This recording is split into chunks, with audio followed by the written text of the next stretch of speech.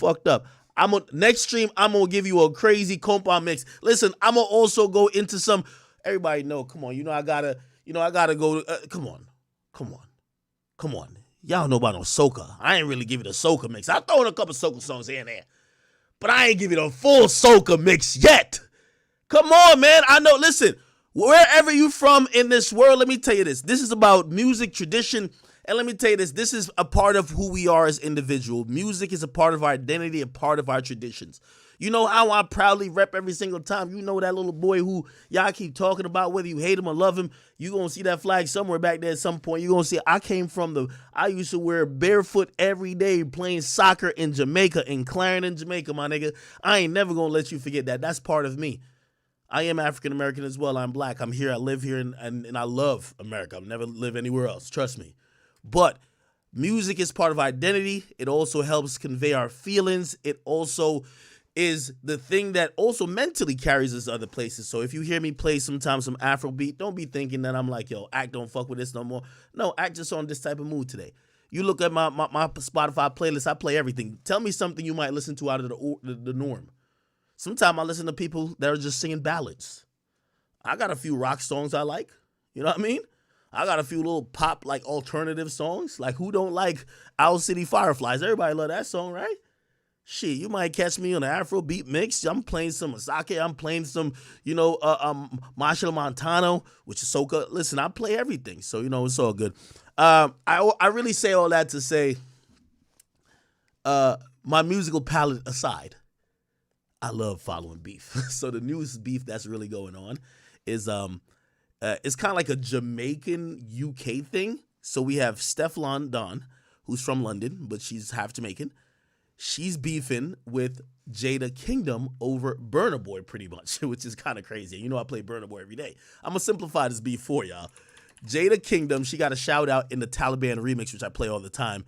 You heard, basically the line was, by the way, she had a picture recently, or a picture that everybody thought she was like Krishan Rock. Everybody was like, yo, why the hell is Jada Kingdom being confused by?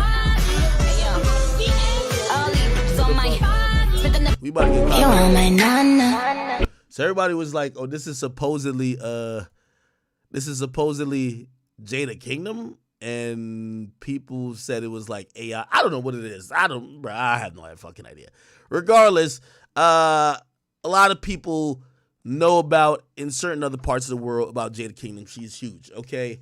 Very attractive as well. Burna Boy name dropped her in the Taliban remix. He says the best pum come from Jamaica, Kingston, and he buy a Birkin for Jada Kingdom.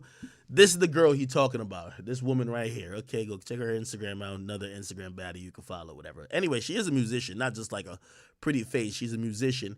And what happened is that it was rumored that after Burna Boy, so right before Burna Boy really blew up, Burna Boy was dating this girl. Well, not this girl, but this woman. Her name is Stefflon Don. So they were dating. Burna Boy breaks up with her. Allegedly, the song I play all the time, Last, is almost like a goodbye to her. So he's saying peace out to his last relationship. He's going on to his next situations, right? So this is him and her. So this is a legend, bro. It just makes sense. You know, anytime something makes sense, people gonna click on it. Burna Boy makes Last, kicks up, been going crazy. He breaks up with Stefflon Don. He starts getting all type of new girls. He meets up with this girl named Jada Kingdom, Burna Boy. I don't know if there's a picture of them together, but apparently he must have smashed, because he basically said the best pum come out of Kingston, and then basically that he bought a Birkin for her, which, by the way, both lines actually make sense with her. So anyway, that happened. Burna Boy doing his thing, you know what I mean, being a city boy. City boy's winning. However, you get Stefflon Don. She dropped a song recently, and by the way, this is like a year long since everything happened, but she's dropped a song recently where she's now talking about, like, essentially she had a line, right, basically saying that some chicks just sell their box, and basically the people felt like the line was talking about Jada Kingdom, who Burna Boy fucked with afterwards. You get me? Basically saying that she's just a prostitute, like, you know, she was the girlfriend, right? So she's like, oh yeah, you just a nigga, like a girl he ran through type shit. Put the body in a trance, you a wine, you a jiggle too, leg in the ear too, and actually, I think this might be one of the response tracks actually. So let me not get my timeline incorrect. Regardless, she dropped some random bars. Then Jada Kingdom came back and said, bro, who are you talking to? Put a name to the diss you got going on. Don't sneak this. Put a name to the diss. They started trading songs back and forth, and I'm going to keep it a bean with you. And Steph London, I know you follow me. I don't even know Jada Kingdom. She don't follow me. I'll never talk to her a day in my life. But I ain't going to lie to you. Steph London is eating you up right now. Like, from the songs I heard, maybe I got to go back and listen. She eating you up right now. It's going crazy. So, if you go to, like, the Jada Kingdom girl's Instagram, and by the way, you could even tell off comments. Like, she dropped her diss songs, 12,000 comments. Other one with 8,000. This one had 3 over here, 3 over here. Jada Kingdom, she went crazy. She basically dropped her songs, and this is the one of the ones I played right before we started. It has 40,000 comments, like just eating her up, bro. I'm sorry, eating her ass up. You get me? So I apologize. You know me, I love beef and any type of thing. Oh, this was another one. When it comes to my money, me I go punctual. Stop playing on my face, me and a little girl. Me will shut you for $1 where you take my phone. Anything, come here for feed my fam. I'm causing mayhem. Them always fuck with people first and try for. So this was she made a song saying, yo, are you throwing shots at me? Basically, it was confirmed during the beef. Then she drops the kill shot direct at the chick. And yeah, yo, Steph London, yo, I know you're a big boss still. Yo, you gotta come hard. You gotta come hard, because I don't even know Jada Kingdom like that, but she's going ridiculously crazy. Like, she's just like, she's been waiting for this moment. You gotta come hard, girl. Anyway, look at me inciting beef in other countries. Perfect. Okay, all right. Watch Steph London, but don't follow my ass like fuck you, act. It's all good, man. Listen, I would have never played no Steph London song on here anyway. It's all good. So, like, yo, trust me, y'all beef is helping both of y'all. You just gotta turn up a little bit more. You good. All right, people, I am here. Was cracking with y'all, yo. I was just giving y'all some update on a little other beef that's going on in the atmosphere. Somebody said I'm glazing?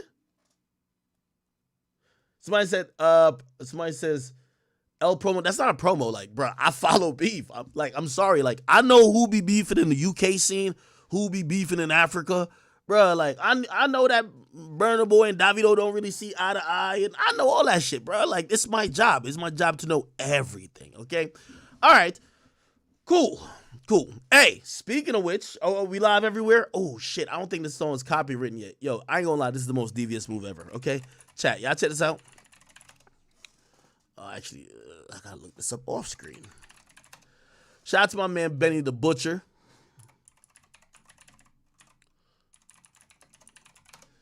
I'm gonna tell you why I'm shouting out Benny the Butcher, because, listen, after somebody done antagonize you, got you, you know what I mean, like, start playing with you for clout, the only way to handle, oh my God, good thing that's on screen, I'll be banned as hell. The only way to handle those issues is to let that nigga know you are not playing with them, period, okay? And essentially, just to put it in short, yo, Freddie Gibbs, I see you try to laugh at me, which, by the way, I got a lawsuit coming for you for that. Don't ever accuse me of some shit I didn't do. That's number one. Number two, not only after I sue you, I'm still going to make fun of you because I'm speaking facts. You wasn't speaking facts. I'm speaking facts, okay? So let's think about this, okay? Freddie Gibbs, wife's of a stripper, gets her pregnant, basically broke as hell, can't take in a baby. She's doing OnlyFans content with the baby hybrid, like, you know what I mean, just hibernating in the gut, okay? She drops the baby. He's claiming, yo, you was a porn star. Anybody could be the daddy. No, nigga, you the pappy. Stop capping, okay? I'm going to kill you with facts. You going to kill me with lies. Okay, let's see how this goes. Now, here's the thing. Let's give the reality about this. Benny the Butcher, because you talk shit about him too. He caught you, or at least his homies caught you, gave you the beats, took your girl's chain, almost took your chain, or took some shit from you, beat the brakes off of you. You got no get back. All you did was run to the internet, He then links up with your baby mama who was there squabbling with you for your own pride. Links up with your baby mama, maybe pipes her out, I don't know. Then he writes a diss song for her to say to you where she's basically dissing you, and you got the baby, you got your own baby in the video. Nigga, you can't talk about me. You done took too many losses. I'm sorry. Here we go. We're premiering the Destiny Creams. That's her name. His baby mama name is Destiny Creams. The Destiny Creams diss song. Here it goes, and it's all this and Freddie Gibbs. I love it. Hey yo, let me tell you about a bum nigga named Freddie. One day he slid up in my DM, he was begging to get me. I let him shoot his shot, I never thought it'd get messy. I gave him life and this dummy turned into a deadbeat. What type of nigga say he want a kid and disown it? The same type of nigga freeze up in the heat of the moment. I knew you was a bitch when you seen Benny the Butcher, and he bitch slapped you after he took your chain and your Rolex. I had dreams to make... Oh shit. Yo, Benny wrote this shit so crazy. You imagine your op fucking your baby mom's writing a diss song for her, and you gotta wait till a baby make the cameo. This is crazy. Tell you about a bum nigga named Freddie. One day he slid up in my DM, he was begging to get me. I let him shoot his shot, I never thought it'd get messy. I gave him life and this dummy turned into a deadbeat. What type of nigga say he want a kid and... I know y'all didn't say why she say nigga. Well, Benny the Butcher wrote it.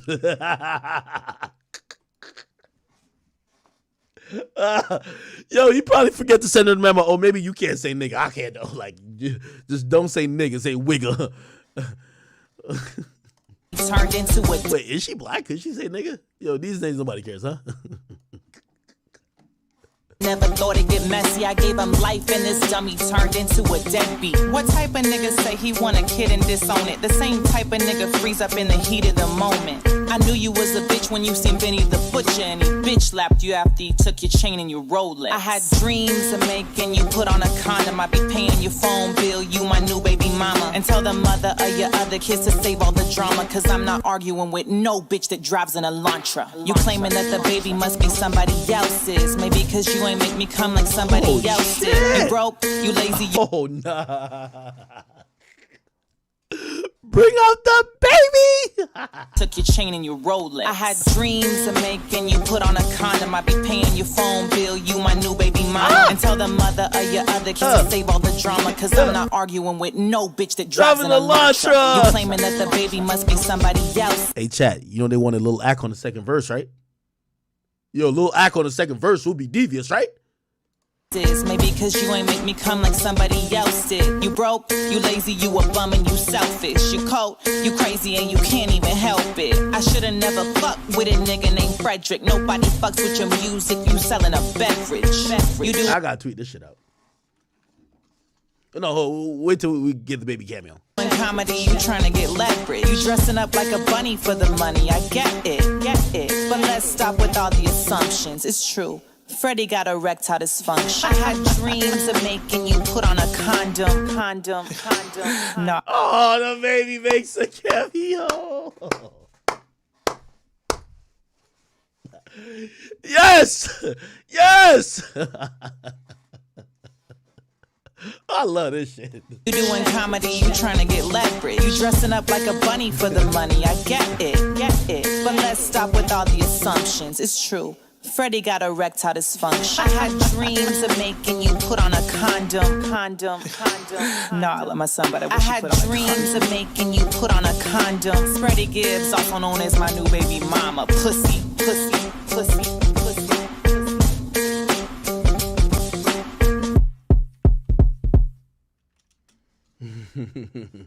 One more time. Hey yo, let me tell you about a bum nigga named Freddie. One day he slid up in my DM, he was begging to get me. I let him shoot his shot, I never thought it'd get messy. I gave him life and this dummy turned into a deadbeat. Damn. What type of nigga say he want a kid and disown it? The same type of nigga freeze up in the heat of the moment. I knew you was a bitch when you seen Benny the Butcher, and he bitch slapped you after he took your chain and your Rolex. I had dreams of making you put on a condom. I be paying your phone bill, you my new baby mama. And tell the mother of your other kids to save all the drama, cause I'm not arguing with no bitch that drives an Elantra. You claiming that the baby must be somebody else's. Maybe cause you ain't make me come like somebody else did. You broke, you lazy, you a bum and you selfish. Nigga in the fan bus video made her come. Holy. Somebody else did. You broke, you lazy, you a bum and you... Oh, actually, no, I think he's talking about Benny the Butcher. Yo, damn, Benny. I ain't gonna lie. This is how you win a beef. You beat the nigga up, you fucked his baby mama, you write the diss song for the nigga's baby mama, and you have his kid in the video. God damn, that's an all-around win. I've never seen a win this clean ever. Somebody else did. You broke, you lazy, you a bum, and you selfish. You cold, you crazy, and you can't even help it. I shoulda never fucked with a nigga named Frederick. Nobody fucks with your music, you selling a beverage. You doing comedy, you trying to get leverage. You dressing up like a bunny for the money, I get it. But let's stop with all the assumptions. It's true. Freddie got erectile dysfunction. I had dreams of making you put on a condom. No, I love my son, but I had dreams of making you put on a condom. Freddie Gibbs, also known as my new baby mama. Pussy. Holy shit. Oh, man. Yo, look at the baby. Daddy, where are you? Where art thou, Daddy? Daddy, where are you? Daddy! Oh, man. Look at the kid. Oh, man. You see this, Freddie? You can't erase that. 18 years, nigga. Yeah, nigga. For life.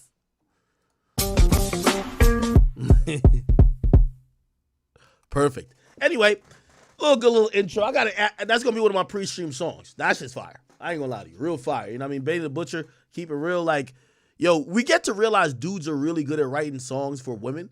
Like Blueface wrote the Barbie song for Jade and Alexis, and we're finding out that Benny the Butcher wrote the song for Freddie Gibbs' girl. Maybe and allegedly after he piped the fuck on out of her too. So who knows? Damn, that's kind of crazy. That's kind of dope. Damn. All right. What else y'all got going on in here, man? All right. What else have I missed in the last day or so? I felt like, oh, by the way, did y'all see the new Cat Williams interview? So Cat Williams did another interview. Not Uncle Shay Shay this time. Let me see. Cat Williams. He did Willie D, low key. Pause. Willie D. Yeah. It might be still premiering, but he was talking some shit on here. It's because of our sheer numbers. So there were 13 on my father's side, and I'm a hustler by nature. Like, if I get a hold of a lick, I want to see how I do all of that, but I get to eat there for free. So I come later. I'm trying some time and have a 5-star lunch as a 12. Develop this relationship.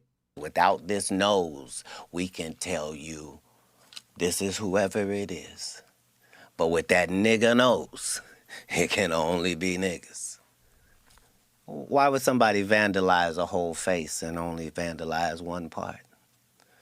Nobody wanted to knock an eye off or take an ear off or no chins missing. Nope, just the nose. Because it's a brand. It's a brand. All right, go ahead. You have an uncanny way of the. I ain't gonna lie, I'm looking for the shit talking. Reached over him to pay him, not mentioning the fact that he got paid for not doing anything. Well, let's start at the beginning of the Reliant thing. I don't know if I want to. I'm gonna start, and then you can do what you want to do. Fair enough. I never go to the city and go, hey, do you guys have some comics here? I'd like to add them to my show. I just don't do it. I travel with the comedian. It's ridiculous. I'm offended. I'm offended. Why? Because even if it's celebrity boxing, I need you to sell tickets too. Oh, shit. Oh, here we go. For performing. So he got the check of the performer. This is what he's angry about. Imagine the audacity. Remember, your story is that I'm kicking you the fuck out. Get out and lock arms and don't let him in. Wait, what are you Having doing? this question. This is like me insisting that the Lakers put me on as a starter. And I won't take no for an answer. It's ridiculous.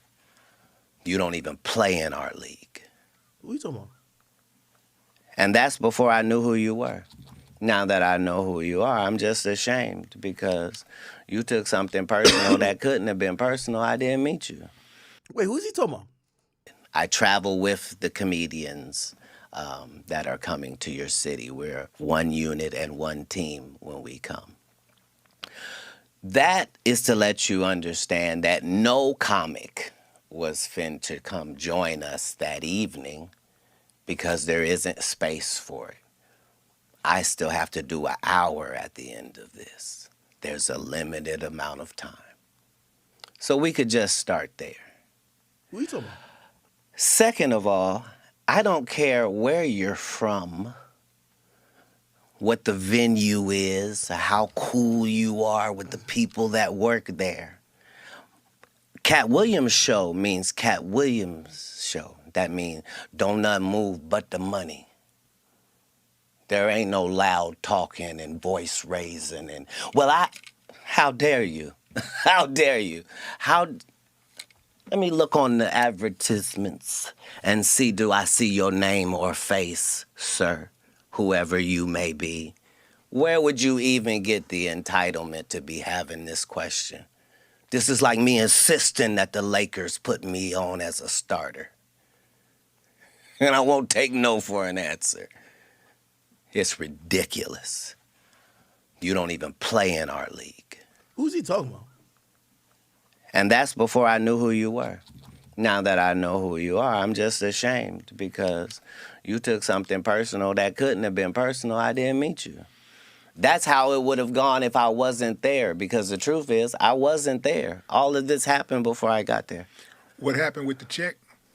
When the security guy gave him the When check? when I asked what the person had said, I said, well, I don't understand. I don't understand why he's so angry. What did he say to you? He said, I'm supposed to be on this show. I said, well, maybe he was expecting to get some sort of a payment. And now he thinks he doesn't get to get paid because we already have a tour. I wouldn't want that. Pay him for performing. So he got the check of the performer. This is what he's angry about. Imagine the audacity. Remember, your story is that I'm kicking you the fuck out. Get out Is he talking about Corey Holcomb? and lock arms and don't let him in. And paying you? No, Make he's it not, make sense, He's not talking about Corey, is he? King. So- Either you're smaller than I think or I'm bigger. All right, hold on. I got to find out who he's talking about. It wasn't with a man at all. But the trip part about it is that when people print it, when the media, mainstream media put it out, Coming out that car. I know you said The you didn't want world to talk couldn't about it. possibly want to know wanna that. know, He's man. not We famous enough for the world to want to know that. At least, All right, okay. right.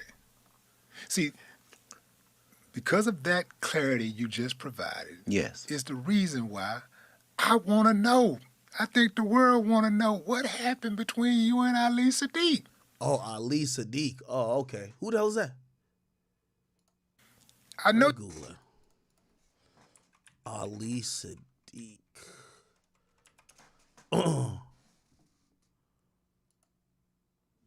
What the fuck? Is it this the guy? I've never seen this guy until now, ever in my life.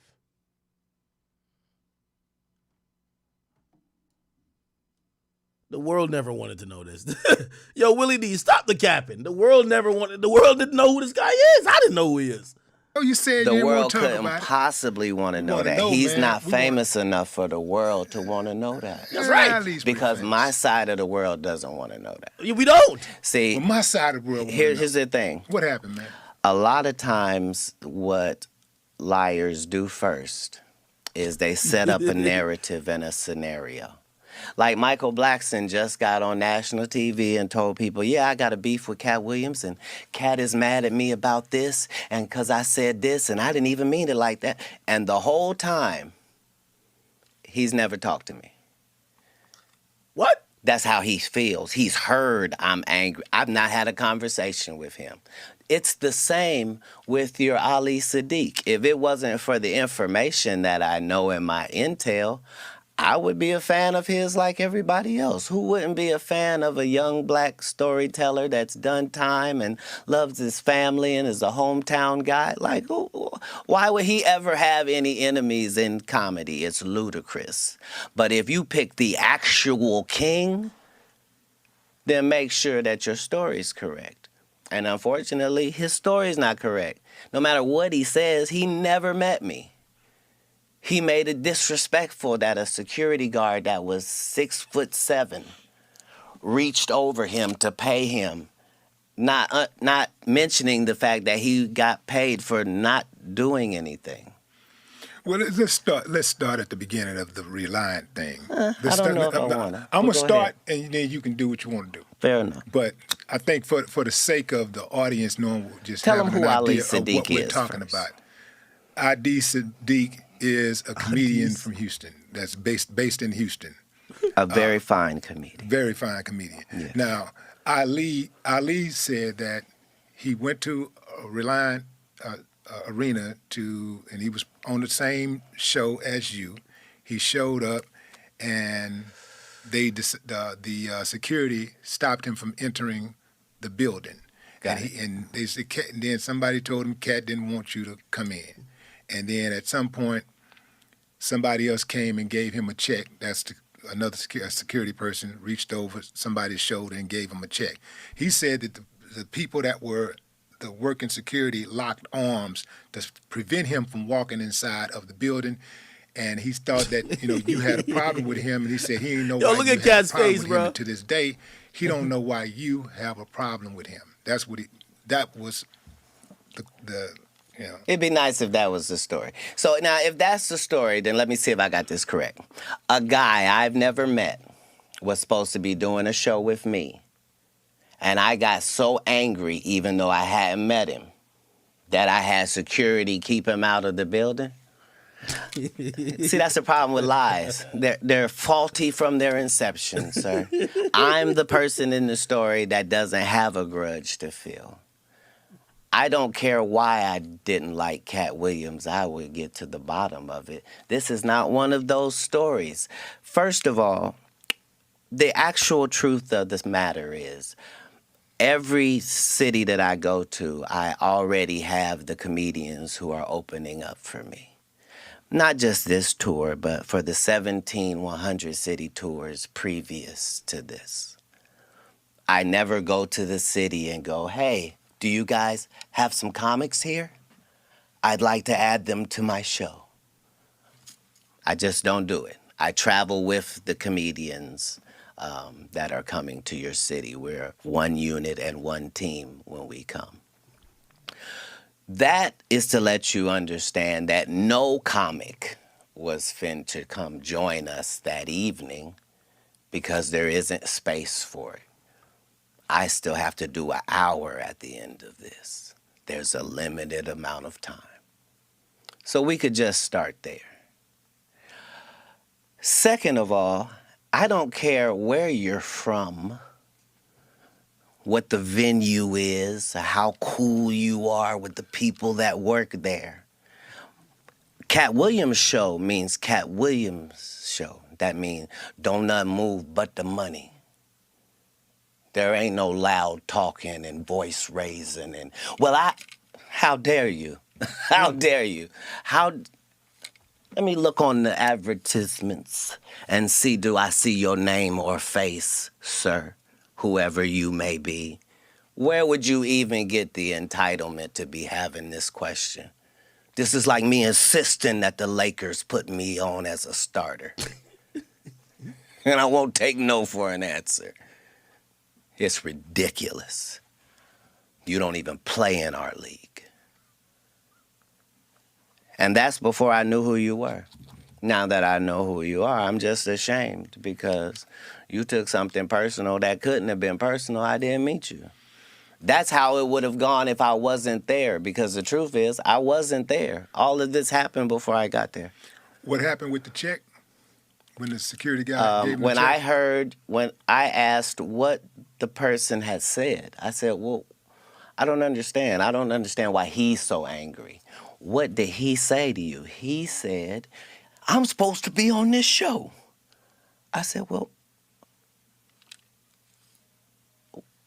maybe he was expecting to get some sort of a payment, and now he thinks he doesn't get to get paid because we already have a tour. I wouldn't want that. Pay him for performing. So he got the check of the performer. This is what he's angry about. Imagine the audacity. Remember, your story is that I'm kicking you the fuck out. Get out and lock arms and don't let him in. And paying you? Make it make sense, King. Either you're smaller than I think or I'm bigger. Either one. Like, you can't keep positioning the narrative because that's all this is. This is so that in a conversation in America, there'll be something where he and I are evenly linked. And only people in his hometown are floating that narrative. I'm really him. You don't believe that there's, under any circumstances, that, you and Ali can come to a resolution, just be cool? You've just talked to me. You know I don't have a bone in this. Yeah. I don't have a bone in this. So if I got him on the phone, you talk to him?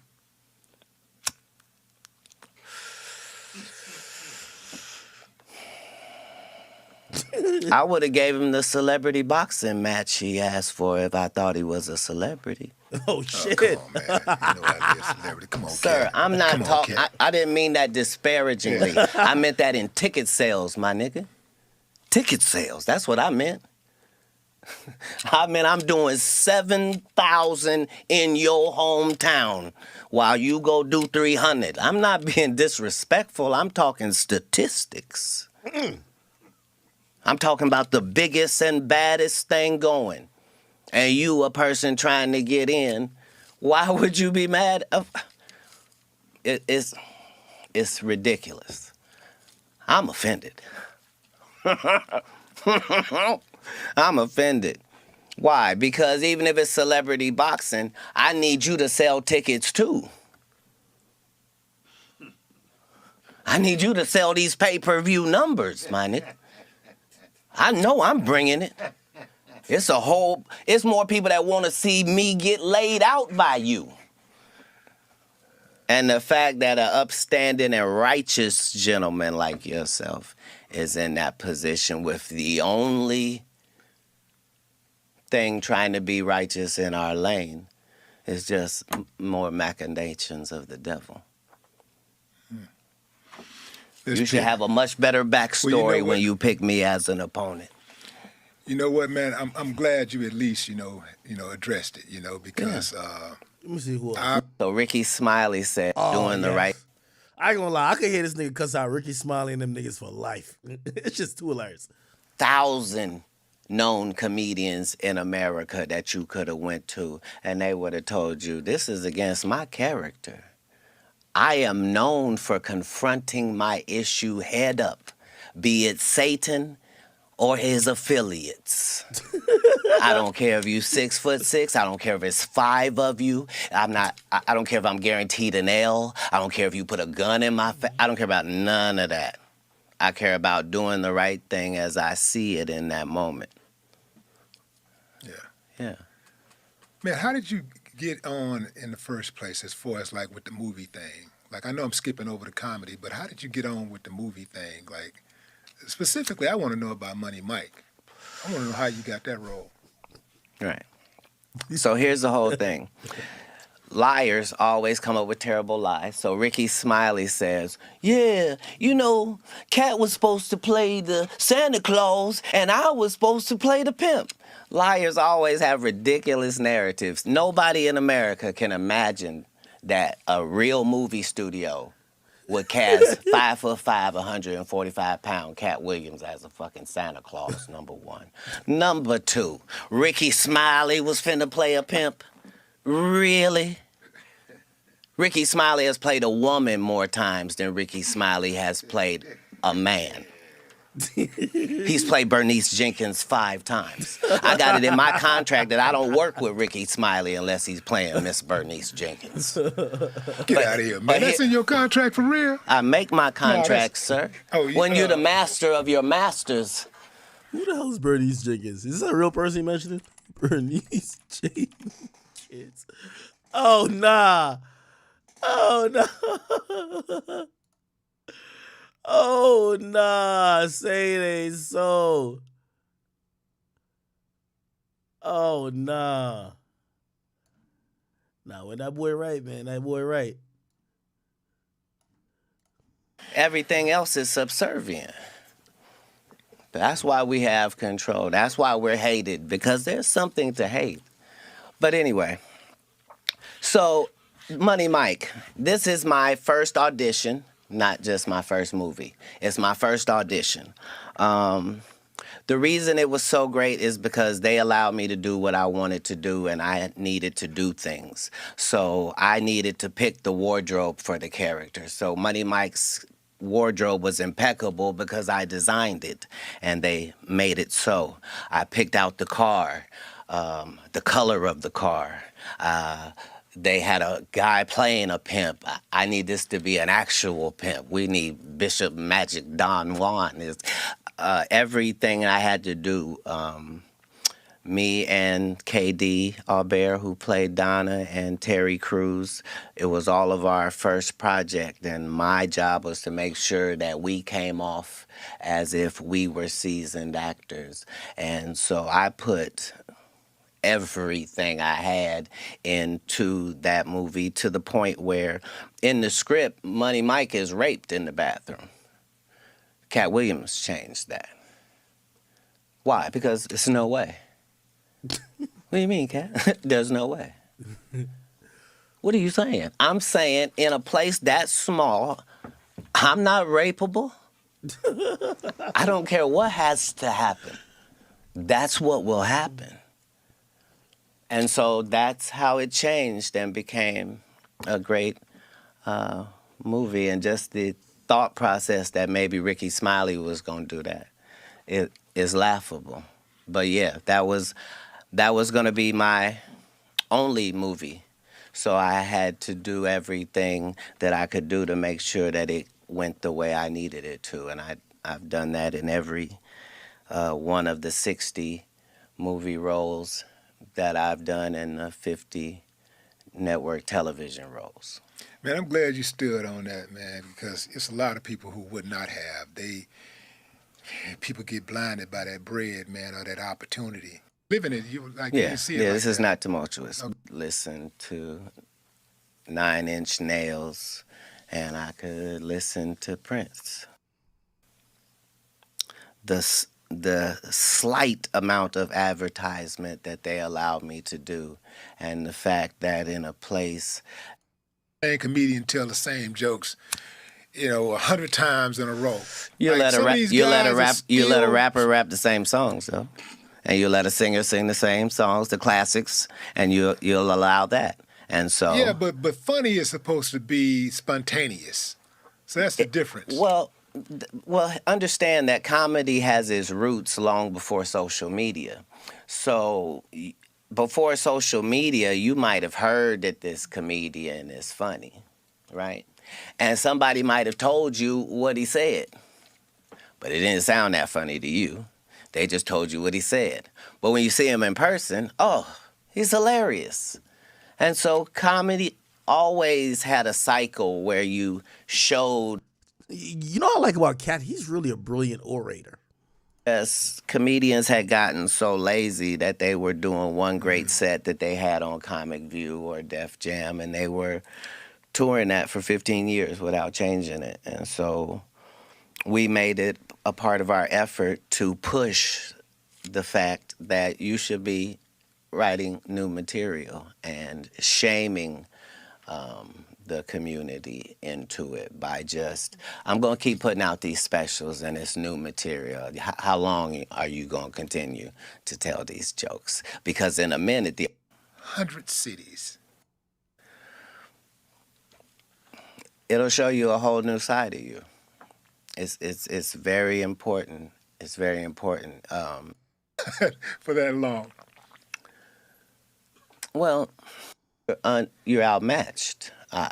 My defense is to these police. I'm trying to skip through it. Me, then crossed my mind. The drugs. I never heard about nobody having a good time on drugs or, oh, you got to take this so you can feel it. I didn't see it from that way. I had already seen what it would do to people, and they're telling me, like, I'm letting people tell me, hey, don't do this. Don't get to. Somebody else came and gave him a check. Okay, all right, good. Y'all can go watch that interview. It's on Willie D's podcast YouTube channel. I think it's a lot more of Cat talking about nondescript type of information and items rather than he clearly went on Uncle Shay Shay to address a few individuals and shit. While he was there, he said, "Fuck it, I'll give the rest of them niggas some strays too." So that was more like, he was basically doing a roast session of a lot of people. Here, clearly, he speaks about a few people, but the vibe, even though he seems still very poised, he doesn't seem like, okay, I'm just here to talk about people. He's talking about what he got going on. Okay, all right, people. Let me see what else is going on in hip hop, man. That's not necessarily hip hop, is it? Oh shit, we gotta go to the YSL trial. Jesus Christ, chat. We're gonna go to the YSL trial real quick. We're gonna go to a video from yesterday, actually. Let's see if we can find it. We're gonna try to find the raw video from yesterday, and the raw video is the co-defendant of Young Thug on the stand, or the co-founder of YSL on the stand, and he's being grilled about a lot of things. Oh, I ain't getting the music played. Okay. And, yes? Yeah. That Miss Gladden was going to represent you on that trial for a year. I was in my juvenile life. Do you remember, if you don't remember, it's fine. Remember being sentenced to a year? Okay, I don't have the exact timestamp, so let me just go to Instagram. Regardless, he gave a lot of testimony. A lot of people believe that this guy is pretty much undercover in the sense of he's there on the stand to fulfill his obligations, but he's protecting like Young Thug and everybody's best interests while being on the stand. By the way, let me see. I could probably find the time. Let me see. I'm gonna see if I can find the time. It might have been through a recross that he was asked some of these questions. Let me see.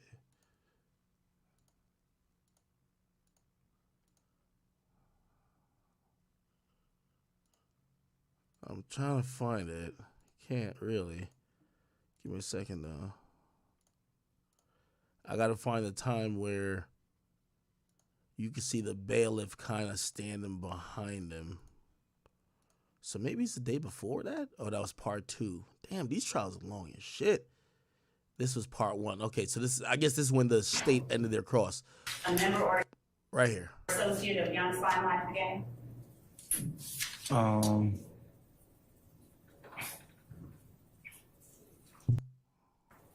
Does YSL have a trap that they called the web? No. Okay. I don't know if intentionally Young Thug wore that spider jacket into court, because usually you don't see defendants even with Brandon like that in court, but he wore that, and the prosecutor took aim at that. Clearly, I believe, if you ask me, the defense attorney wanted to show that basically there are certain symbols that the prosecutor may have overreached their arm with, thinking it's having to do with a gang, while it's just merged for maybe innocuous rap stuff. Like, they claim that the jacket was a Juice WRLD jacket, not a jacket about Bloods, right? And I guess maybe that's why he wore the jacket regardless. This guy was asked a lot of questions. People thought that, he's just there trying to juke the prosecutors and just avoid a bunch of shit. Here's the thing, though. You got to remember, no matter, even if he's there trying to act like he don't remember, or he could say he doesn't know about certain things they have cleared with him that he had to either say in his plea or he had to cop out to. That's why he got a plea. So, for example, he had to agree that YSL's a gang. Everybody agreed YSL's a gang. So he can't now say YSL's not a gang. He always has to say that. And he also identified, being that he was a co-founder, that these other people were the gang. Now he got to say it in court. He may have, but if it is, it's a long time ago. I don't think, Now, When would it have been that he would have been rapping about rock crew? hanging around the older guys or doing stuff that the older guys were doing. Did you testify last week that you, Walter Murphy, and Jeffrey Williams are the founders of Rock Crew, of Young Limelight? Yes. All right. And did you testify last week when you spoke, we needed to get away from the gang activity that Rock Crew was known for? And so we changed our name to Young Limelight. Yes. Who is the we that you were speaking about when you spoke to the jury? People who I grew up with, my age group, my brothers, all the names I gave. Those people were those people founders of Young Limelight? No. Let me grab some water, by the way. So why then would the founders of Young Limelight need to rebrand from Rock Crew?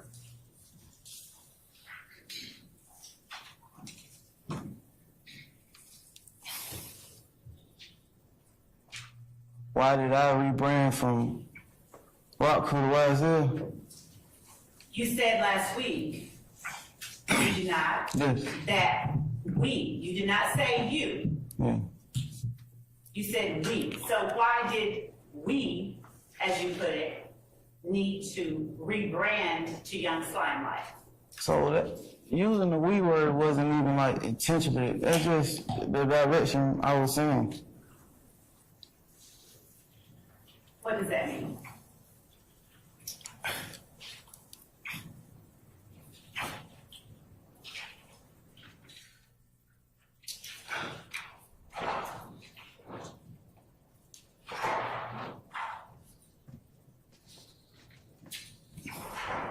That the words I was using wasn't like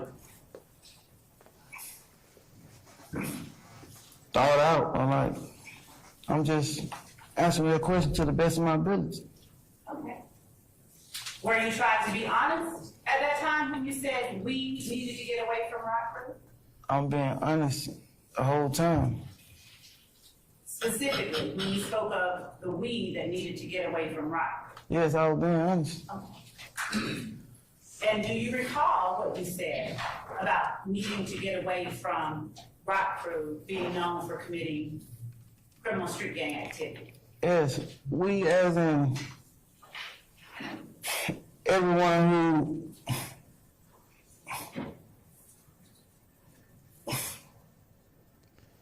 was willing to do something else. That's we as in it, yeah. Were we not talking about the founders of Rock, of Young Limelight? So a lot of stuff being said, and I'm trying to my best ability to follow the questions and follow with my answers. Damn. Who is telling you a lot of stuff? You asking me a lot of, not telling me, asking me a lot of stuff. Was there any part of what I didn't, or what I asked you last week that you didn't understand? Yes, but I'm making my best to process it. And do you feel like you can't ask me to clarify?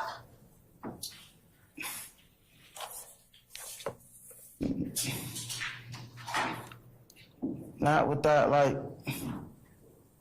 I don't know. You said no. You haven't asked me to clarify? You asked me, do I feel like I can't? So you do understand that you can ask me to clarify? Yes, that's understood. Okay. By the way, chat, what the hell does spider with a 5 in the middle mean? I have no idea. Is that some blood shit? Like, it's no way Young Thug would wear some blood shit in court, right? It's no way you would wear anything gang related in court at your RICO case. It's impossible. So, like, once I seen that, I was like, I know they call him Spider, but that got to stand for some Juice WRLD shit, right? Like, clearly. Like, I don't know. That looked like it was a play. Somebody said 5 is blood. Somebody says 555, rip Juice. And did you ask me to clarify that before you explained to the jury why we, as you put it, needed to separate ourselves and disassociate from Rock Crew? I didn't ask you that because I'm trying to do my best ability to follow up and not keep saying that I don't understand. Last week, when I asked you whether there were members who were Rock Crew in this courtroom besides yourself, you said that there were none. Do you remember that? Yes. Let me ask you this. Which of these defendants in this courtroom right now are members of YSL Young Slime Life, the gang? I think the prosecutors realize that this nigga he think he's doing the quick switcheroo. This, like, no disrespect to him, you stupid, bro. Okay, barely, like, you're not even eloquent enough to lie. Oh, you think that you signed a deal with us that's gonna give you your freedom and you're on probation forever, but you're gonna get on here and lie? All right, cool. Let's start with the foundation. This is what you wrote down on paper and attested to. Everybody who took a plea had to say YSL is a gang, including Gunna. So let's start with this. Let's see if you finna lie, because we're about to just set your stupid ass up for a slam dunk perjury if you deny any of these things. That's what the prosecutor's doing. So, oh, where are you? You basically capped to us like you was down to tell. Now you're down to tell? Okay, all right, let's start with the basics.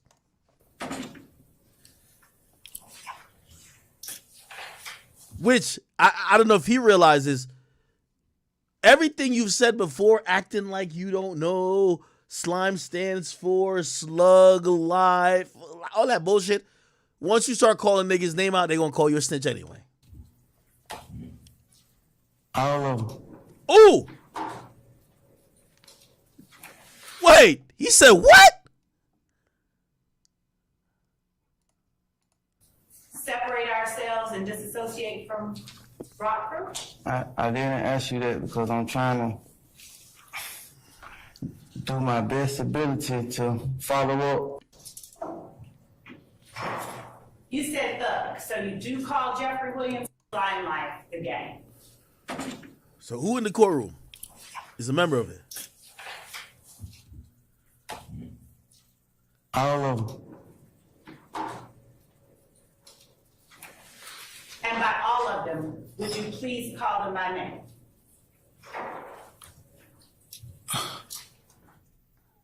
Quay, Rod, other Quay, Thug, SB, and yeah.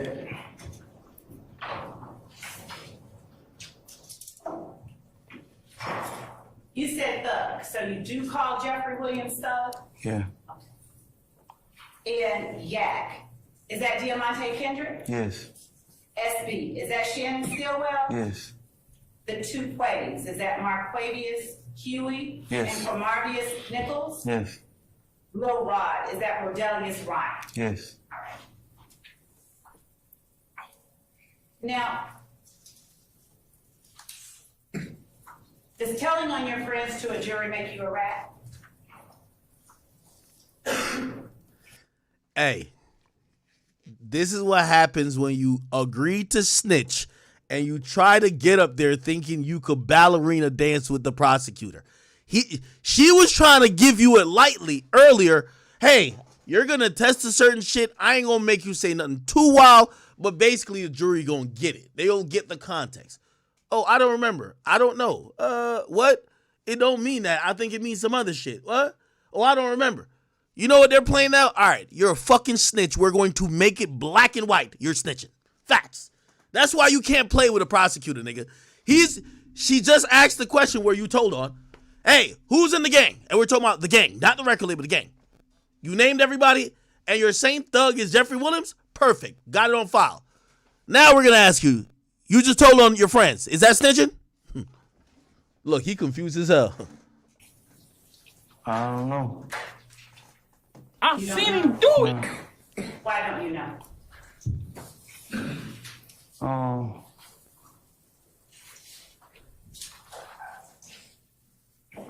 I I don't feel like telling the truth should make you a good or bad person.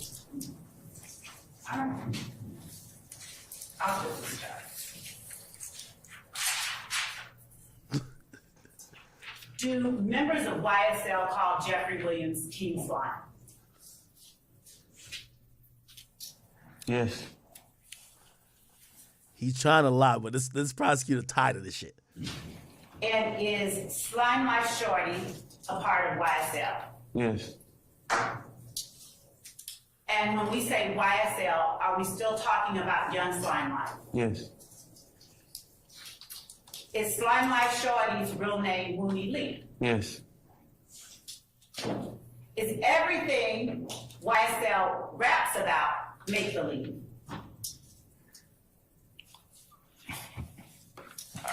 I can't answer that. I don't know. Stop playing. You don't know? No.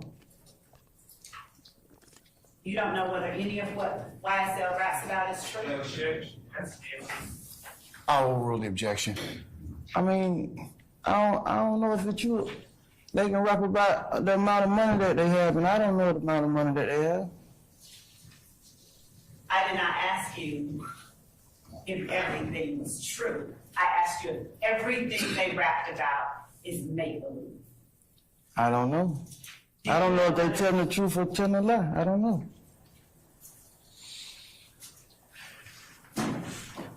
Chat, this is what half snitching sounds like, okay? You're willing to tell, but not really tell. Do you know whether some of what they say is true? Your Honor, also speculation. I'm gonna overrule the objection. Can you hear it again? You can answer the question if you can. Do you know whether some of what they say is true?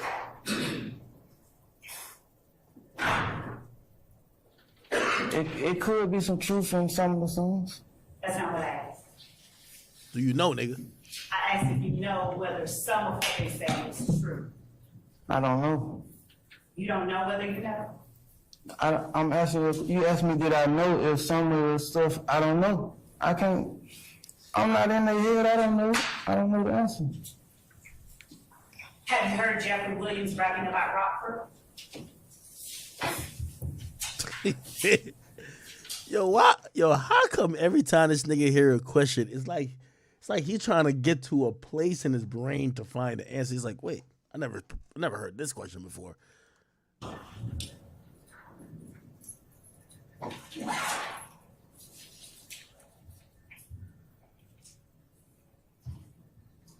He may have.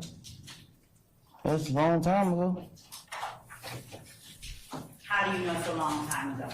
I'm answering if, like, I'm saying, like, he may have, but if it is, it's a long time ago. I don't think, like, now. Oh, you know he done fucked up, right? He says, have he rapped about Rock Crew? He didn't say when. You were like, he may have, but it's a long time ago. We ain't ask you when it was, nigga. You know he done fucked up, right? When would it have been that he would have been rapping about Rock Crew? I guess towards the beginning of the career. Do you know, as a founder, and when you say the beginning of his career, are you talking about the beginning of his career with Young Slime Life? The beginning of rapping. You asked me about rapping. Yeah. Do you know why Jeffrey Williams would be rapping about Rock Crew? No.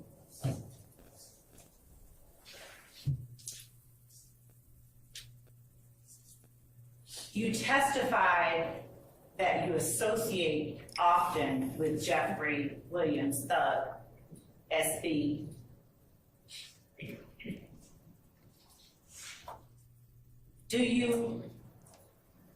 Would you name for the jury the other members of Young Slime Life, the gang?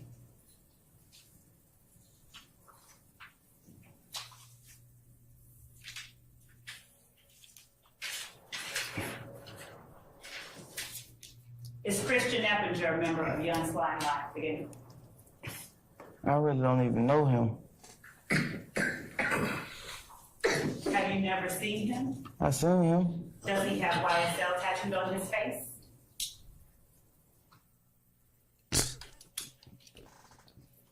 I don't know. I don't even feel like I've been that close to him. Yo, chat.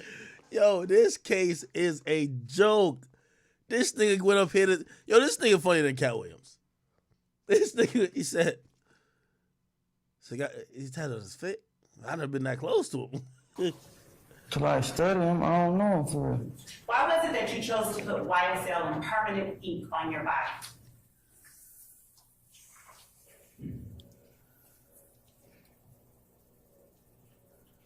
I don't know. Bro, come on, bro. I really don't have an answer for that. I just chose to do it. I appreciate your honesty. Is a trap a place where people sell drugs? Yes.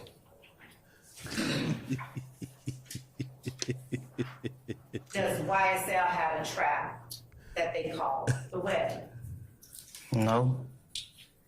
Does YSL have a spot that they call the web? Yes.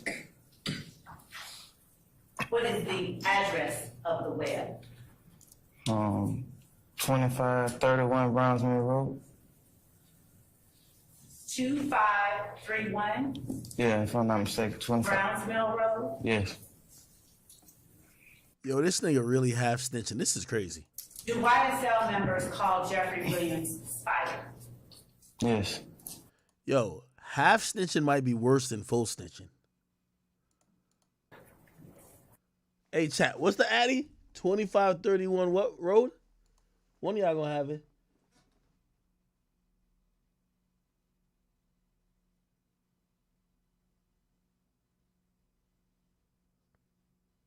What's the address? Or do I gotta go back to get it? Did he gave up the trap address? 2451 Brownsville Road. All right, let's look it up. 2451 Brownsville Road, Atlanta. We just gotta find Atlanta. Let's look it up in Georgia. Where? Is it Powder Springs? Is it over here? The fuck? It ain't here. 2531. Let me see, 2531. Brownsville Road in Atlanta. Let me see. We gotta find Atlanta, right? What y'all say it was?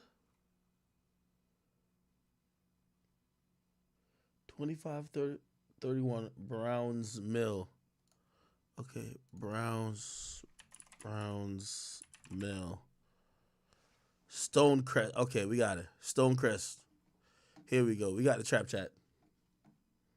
Chat, we got the trap. Right here. All right, we at the YSL trap right now. We at the YSL trap right here. This don't look like a trap, but is it Browns Mill, right? Somebody said rewind it? Yeah, let's rewind it. We gotta get the trap house. Nigga giving away the trap house on the stand. We gotta go get that. Does YSL have a trap that they call the web? No. Does YSL have a spot that they call the web? Yes. Right now. What is the address of the web? 2531 Brownsville Road. 2531 Yeah, if I'm not mistaken. 25. Brownsville Road? Yes. Do YSL members call Jeffrey Williams Spider? Yes.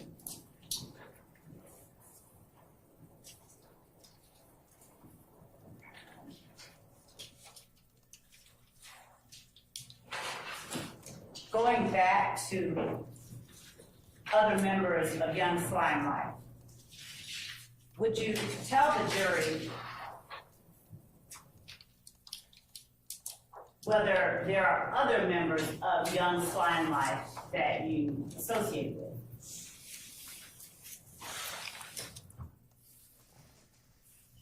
Yes. Would you tell the jury the names of those people?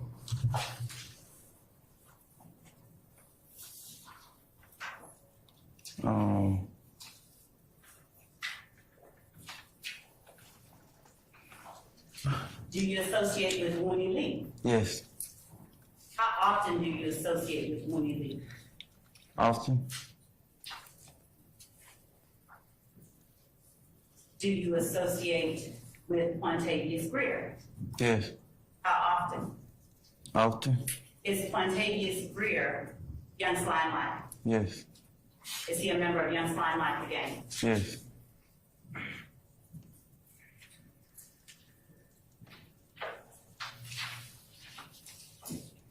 Is Quantavious Greer Thug's brother? Yes. What about Miles Farley? Is Miles Farley a member or associate of Young Slime Life again? Yes. Is Martinez Arnold a member of Young Slime Life again? Yes. Is Martinez Arnold also called Duke? Yes. What about Durante Beebe? Yes.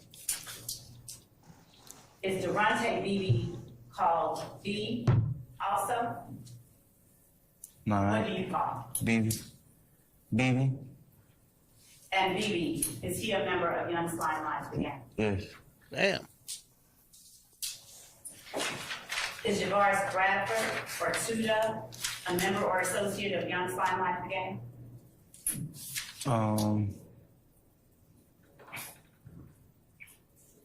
Nah, I don't know. You don't know? No. What about Damone Blaylock or Bob? No, them guys young. I don't know what they go by. Javon Fleetwood or Fortray or Psycho? Is he associated with Young Slime Life again in any way? I don't know what he go by either. Now, when you're saying I don't know what he go by, what do you mean? I don't know if he Young Slime Life.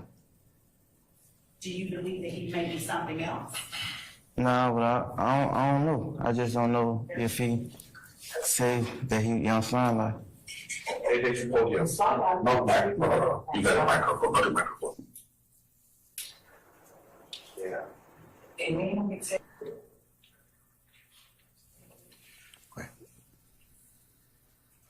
How do you know that the other people we just talked about are members of Young Slime Life, the gang?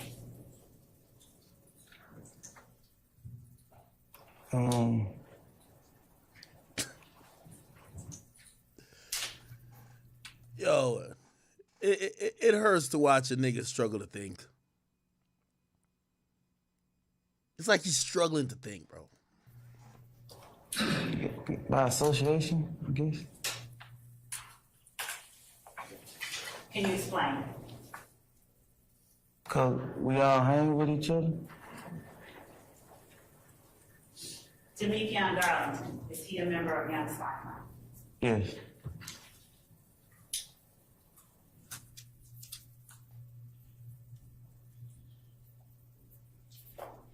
And you talked about one of the nicknames for Demekion Darlington last week. You said it was Lil D. Mm-hmm. Is Demekion Darlington also known as Scarface? Yes. Does he spell Scarface with C's in them? Does he spell the word Scarface with C's in the name? Or does he spell it with S-X-A-R-F-A-X-E? I ain't really asked him to spell it. Have you ever seen it on Instagram? I ain't really asked him to I spell thought it. his name on Instagram was 30 D. D. Did you ever have an Instagram handle _1slug? Yes. Did you have that Instagram handle in 2021 and 2022? Yes. And did you communicate with other members of Young Slime Life via Instagram? Yes. Did you also communicate with members of Young Slime Life via FaceTime? Yes. Were there any particular times that you would prefer to use FaceTime? Yo, I ain't gonna lie to you. Let me tell you this. This YSL case got niggas doing the most goofy shit. This is what I gotta say, just respectfully, bro. First of all, this dude is like 25 or 27 or 28. No, actually, no, he's 30, actually. He's 30. He's like 31, and he's like gray. Right? Like, I guess my message is, man, stay out of the street, man. You don't want to be in court having to play the goofy, play it like you're dumb. Remember the other nigga that kept me like they got all these street gangsters looking stupid. One acting like he can't count, the other one can't remember, the other one look dumb as fuck. Everybody in this case is like playing like they got a mild version of retardation to try to get out of this case. When they had the choice of just not gang banging on Cleveland Ave.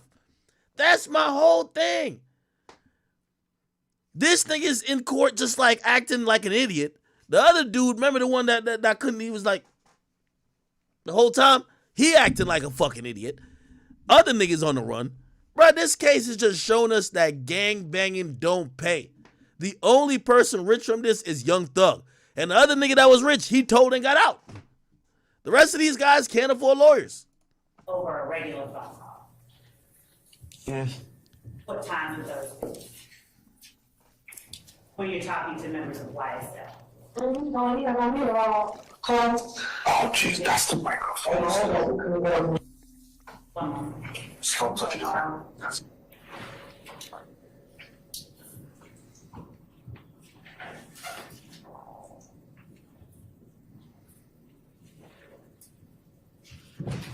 Go ahead, you may. I prefer FaceTime over any form of like communicating. It's kind of what the iPhone was made for, FaceTime. I mean, like, that's what I feel like. Is Quindarius Zachary? Oh, real quick, because you know, we see everything. People done told me Gilbert Arenas done mentioned the boy, mentioned the king, and yes, I saw, Come on, man. I saw it when y'all first told me. I just had to get the context because I'm not about to go watch their whole show. Just had to feel if it was like complete disrespect, and I needed to, because ain't nobody above getting the smoke. I don't give two fucks. But from what I hear, it's harmless fun. I think he spoke about the Danny Green situation. I've told that story a bunch of times. And yeah, fuck Danny Green and fuck it. I don't care what nobody said about that. You see, I get on this mic, and let me tell you why I seen some other bum. Let me address this too. Jeff Teague, you sit next to two fucking haters on your little podcast. Listen, them two niggas is just classless bumps. Nobody want to hear your opinion on nothing. Definitely not me. You feel me? I'll tell y'all bum ass niggas this too. The difference between me and y'all trying to cross over to my world. I didn't start as an athlete dribbling between the legs, my ankle gave out, ACL don't work. Now I'm sitting down in front of a mic trying to light it up. No, nigga, I started from day one, kicking down the door, lighting it up on the mic, okay? So you niggas, get your training shoes on, get out the D-League, and get up into the pros. I'm in the pros. So let me get this straight. And by the way, this is not to my man, Gilbert. That's my guy. What I'm saying is this. I use because one of the bums on Jeff Teague's podcast said, yo, Act must be run out of content. I never run out of content. Here's the difference between me and you. I don't get up on the soapbox and act like I don't live life outside of this. There's a bunch of people who do all this talking. Let me tell you this, for any great broadcaster, when you're going to get up in this shit, you get to your ultimate potential no matter what when you start being a little bit self-deprecating. You can't only be the person talking about other people. You hear when a nigga gets on a platform and says, Akademiks is lame. Bro, I don't know I don't know how many bitches done cheated on you. I don't know how many bitches done took your money, did shit to you. I know nothing about you. Everybody's perfect until you show your flaws. I've showed every flaw that I've ever had. That's the difference between me and everybody like y'all. Y'all can't fuck with a nigga like me because you wouldn't put your bullshit out on Front Street. I try to wear it out on the public because I ain't trying to hide shit. I live on this microphone, and I live with what I say, and I live with anything I walk around with it. I'm not over here just saying, I'm just trying to give some opinions to get some money and get off the mic. No, that's the difference between me and y'all. Most of y'all too worried about seeming lame. If being yourself is being lame, well, I don't want to be you. Because here's the thing. everything you've heard me say, shit, a lot of some of these stories, I'm like, ain't my proudest stories. And this is why, like, I heard people say my man Gilbert was clowning on the Danny Green story. He's supposed to clown. He's a professional basketball player now turned podcaster. I'm not mad about that. You feel what I'm saying? It is what it is, my nigga. Like, shit, it wasn't my best story, but I don't give a fuck. I will tell it. Let me tell you this: the moment that you wear all your flaws and you hold it out in front of the people, the only people who gonna keep talking, as I said, everybody talking about me. I have no problem with it. I'm only discussing it because some of these people are nameless and faceless. The reason we don't know you, and the reason why nobody will ever know your name or really care about your comment on shit, is because we don't know no bitches you fucked. We don't know no girls you wifed. We don't know your wife because you hide her in the back. We don't know what you do when you get off the mic. We don't know nothing about you. And let me tell you this is part of broadcasting. To fully build an audience, you have to put your life into this shit. This ain't some shit you just come here and get some jokes off and go home. So this is the reason why the best comedians, they tell jokes about their own life. It's the reason why when after Chris Rock gets slapped, he don't talk about it. He said, I'm going to go on the road and talk about it because you make your life the content. That's just what it is. So let me give the two little scrubs, whoever them little bum-ass niggas who are sitting next to Jeff Teague, let me give y'all the lesson because I'm the pro in this arena, okay? Your boy don't play in the league no more. He's over here in the D-League trying to get it popping on the podcast, okay? Yeah, you're talking about Akademiks and I don't even know your name. Second of all, my man Gilbert Arenas, if him and the rest of the athletes alike could absolutely get their jokes off of me about it, because actually I would love to talk to Gilbert about it, because this is a athlete like regular nigga situation. An athlete DM a nigga bitch. I'm sorry. Yeah, I DM that nigga's wife. I'm sorry. Let's swap it out. Anyway, for the people who thought I'd be offended, I like Gilbert Arenas. Gilbert Arenas got hired at Complex. When I started at Complex too, he was doing a sports show. Me and Joe was doing Everyday Struggle. He's always been funny under all my comment section. We don't see eye to eye necessarily on every single opinion, but he's always well thought out. And if you watch his Vlad interviews, my nigga got stories for days. He puts his life out there as well. That's another thing I respect about him. If you listen to Gilbert's story, Gilbert has told many fucking stories about his life that you could hear and be like, yo, damn, nigga, damn, you were down bad there, or okay, you flipped it. I respect Gilbert. I like Gilbert a lot. So I know some of y'all wanted me to just, I just had to, people were telling me what he was saying. Like, oh, anybody could get at me about it. Danny. Somebody said play the clip. I'll play the clip. I don't know what timestamp is at. Y'all got to give me a timestamp because I can't listen to the whole thing. Anybody got a timestamp for me?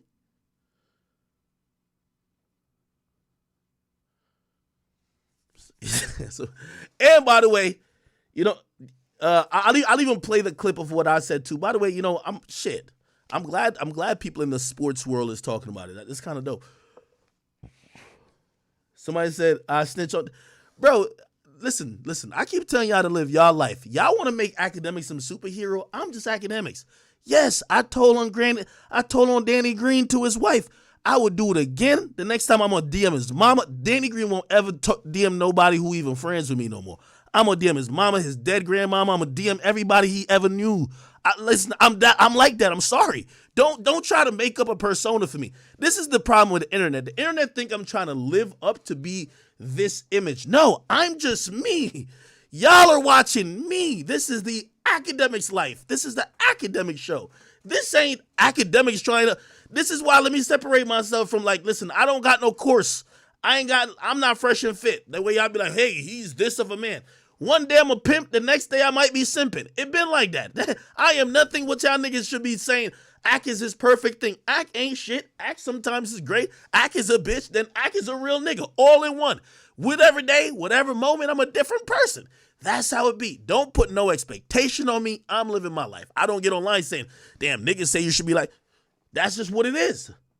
This is why I can share my faults, because I don't want y'all to never build me up to be something that y'all think that is infallible. You feel what I'm saying? And that's how I'm going to live my life, because when I get online, I don't let y'all dictate it. I know I'm going to live my life and y'all consume it. The moment that y'all get tired or don't want to consume it anymore, y'all leave.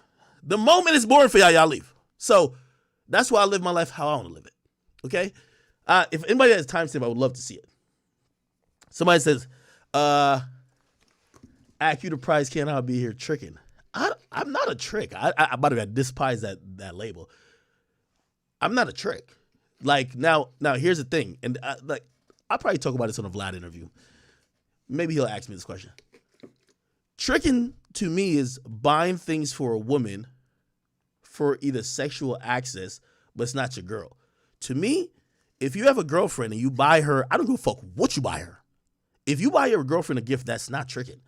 Tricking is, I thought trick came from the word of there's a whore that is selling vagina, and her trick is the one paying for the vagina, not somebody in a relationship with. If you get married to a woman and you buy her a fucking car, I don't think that's tricking. Little baby buying his baby mama a fucking Bentley, I don't think that's tricking. Now, you fucking on a random whore that everybody's fucking and you buy her something, like for example, let me not even use that example because people have that misconstrued anyway. That's just my opinion on it. Somebody says, Ak, you lead with your money. No, I don't. I don't lead with my money. My fame or whatever celebrityhood you think I have and my money leads before me. I'm not leading with it because I haven't went out of my way to go get with no woman. A woman is usually coming to me. Why is she coming to me? She already sees this facade. So again, am I leading with money or is her intention to leading with money? See, that's the difference. Leading with money would be like, hey, listen, I'm going to get a yacht to invite a bunch of girls to come get on my yacht.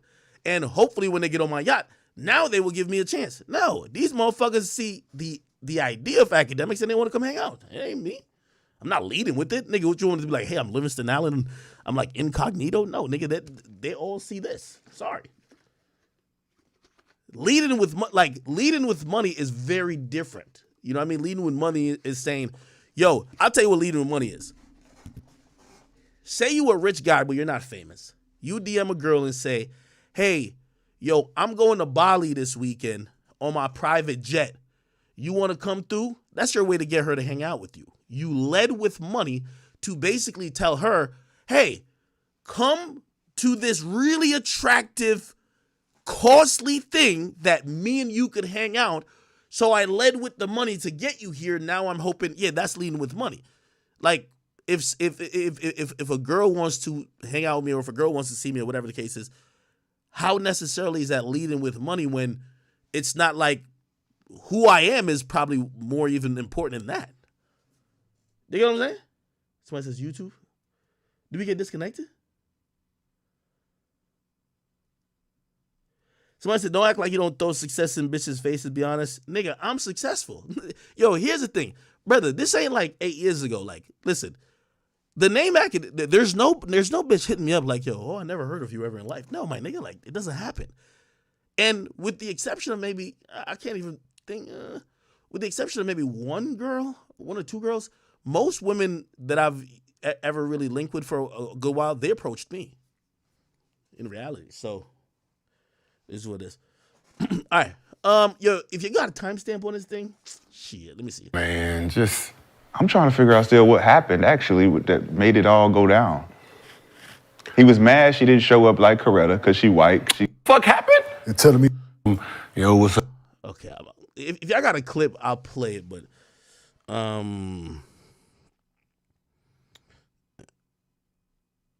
if I got a clip, I'll play it, but if you don't, I don't know. But anyway, Gilbert saying anything about that. By the way, these are athletes. You know what I mean? I don't mind. By the way, I like Kenyon too.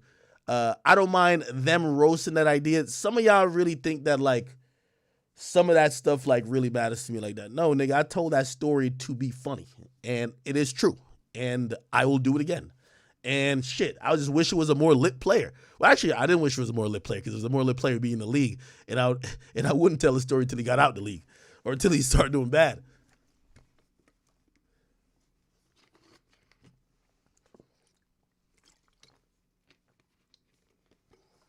$40 minutes, thank you. No, this was all new to him. Like the whole when he found out it was Danny, it was like, what's new to him? Somebody, being a man? No, somebody going after what being he thought a man? was. Oh, okay. With you. All the way. Yeah. Is this? Yeah. Like you, like no, bro. But to his That's- defense, ain't no defense of that like, shit, Rashad. like- Going to his wife? No. I'm just There ain't saying, no for defense of that academics, shit. Ain't no defense of that whole ass nigga, man. he didn't know. This was all new to him. Like the whole when he found out it was Danny, it was like, What's new?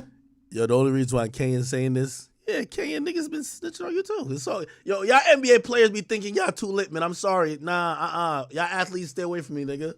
To him. somebody Being a man? somebody going after what he Being a thought man? was his. Being a man? Yeah, he young. He ain't never had that. And think about all the young niggas that he's above. No, Rashad, I think I'm gonna try to explain what you're thinking. You're explaining. You're saying that I've never had a person go after my girl. No, I'm gonna be honest with you, right? And by the way, like shit, I felt a little bit way about Thug too, because Thug said some shit to Shorty when she went to a video shoot. I'm gonna tell you why. For me, it was about when I'm coming up, there was mad rappers. This is before like I had to really get big act on these. You know these niggas is pussy. They're dumb pussy now. They don't want to really go no back and forth with me now. But when I got in the game, because I was this faceless guy, just a computer voice, these guys used to just like overtly disrespect me. So now I felt I was at a level where pretty much I'm known in the culture and I'm still getting disrespect. So really, it wasn't necessarily over the girl. It was more like, bro, you only know this girl because I'm dating her. Like, bro, it's not like, bro, put like this. If I'm dating a famous girl, I don't care. You only know this girl because I'm dating her. So I felt that was it. I'm like, damn, you just gonna, like, it's like saying, yo, if he could get her, like, I'm gonna holler at her now. I'm like, so I felt it was disrespect. So once a nigga disrespect me, I like to up the disrespect. I'm gonna DM your wife, nigga. Like, fuck that, nigga. If you got a problem, you gotta see me about it. But that's what it is. That's where I lay with things. Shit, even with the Sway Lee thing, and me and Sway, we talked about it. Sway DM like either 2 girls I've been with before, and I'm thinking, I'm like, yo, Sway. At a certain point, it's like, my nigga, it's not about the girl. It's like, dog, bro, I ain't finna DM. Bro, it's almost like disregarding the fact that, especially when it's a girl that nobody knows. You know that that's your man or somebody you would know, and you're like, fuck that nigga, man. Because I ain't gonna lie, if I'm DMing a nigga's girl and I know it's his girl, I'm saying fuck that nigga. Fuck that nigga. Like, bro, she might be going. Well, don't play with me. Don't play me. Unless you're down to play the games I'm down to play, because I'm down to play some very devious games. There ain't no referee in the games I'm playing. And there ain't no 24-hour shot clock, and there ain't no 48-minute game. I play a game that I'll do this shit for years, and I will fuck up your life. That's all I was trying to get at. By the way, that's more a long time ago. All these niggas got a tremendous amount of respect. That's early 2017 act, where I'm like, now people know my face, but like they're acting like there's not like there is like my name isn't given the okay. He's a guy who we want to talk about. They're almost talking like he's a guy that's not in the industry type of shit. I remember I was fighting that thing on multiple fronts. It wasn't like only this. Is like I'm fighting that on the front of people like, yeah, but what he doing ain't media. Like, what you mean what I'm doing is not media? What? Like, that's disrespectful. Oh yeah, here's the best people in media, and they was just leave me out. And I'm like, word? Like, I don't. So yeah, nigga, I take personal vendettas, and I be saying fuck a nigga family, like. They would never try to come take something that's his. So this is somebody like, nigga, I'm bigger than you. I'll take whatever I want. And he didn't do that shit because of him. Yeah. I know he didn't. But I'm saying he thinks he's irrelevant in this thinking situation. He's untouchable. Between what Danny did and him, his girl, he was irrelevant. No, for sure. Right? But he don't know. Cap. For me, well, I'm telling you, listen, you can say how you say it. How I say it, no. You only know this bitch because of me. Fuck her, though. You trying to play with me, which means I play with you. Pause. I play more devious games. I'm telling you, I would DM all y'all sisters, y'all mamas, y'all wives, anything. Like, nigga, I'm over here clowning Freddie Gibbs and his baby mama. Like, I'm not saying I'm off the. If you get a one up on me, get your one up and go get your win. But me, I play in that arena. No, that's what I'm saying. He had no idea this was a part of the game. So he didn't know he was irrelevant. Yeah, he didn't. He thought he was the hottest shit. He was like, my bitch ain't gonna never go fuck over on me with another nigga. So to his defense, he's nah. Like, bro, I get that you caught feelings and you did this, but this is how the game go on our side. When we try to tell these stories about, hey, we sit on the bench, you go to the bathroom, boy, she better be tight with you. She better be Harley Quinn with you, bro. By the way, I get what Rashad is Rashad McCants, right? I get what he's saying too, though. I definitely get what he's saying. Because if she not, ball boy. Well, how important is it to educate new money on the rules and regulations of the work? Dog, it ain't about new money, dog. It's about being a man and doing man shit and not, it ain't about having money or not having money, bruh. You don't do that. Stand on your square. You don't, it ain't about having money. Hey, listen, this is where I'm proud. You see, I keep telling y'all, I'm not coming in here to whatever y'all version of a man or whatever. I never came in here to sign up for none of y'all like rules. This is why I'm not street. I didn't come in here to sign up for your code. I'm coming here to live my life. And it should be known. Anybody who knows I'm with some random and they're gonna, matter of fact, let's take it off a girl. Anybody who knows that Akademiks is a entity or a person within the entertainment sphere, I've been here for a while now. If you choose to disregard it, I will equally reply with disrespect. If I can, I will try to exponentially reply with disrespect, which also might include your newborn baby on the way, baby mama, deceased relative. It might be on the table. I'm sorry. It's just there.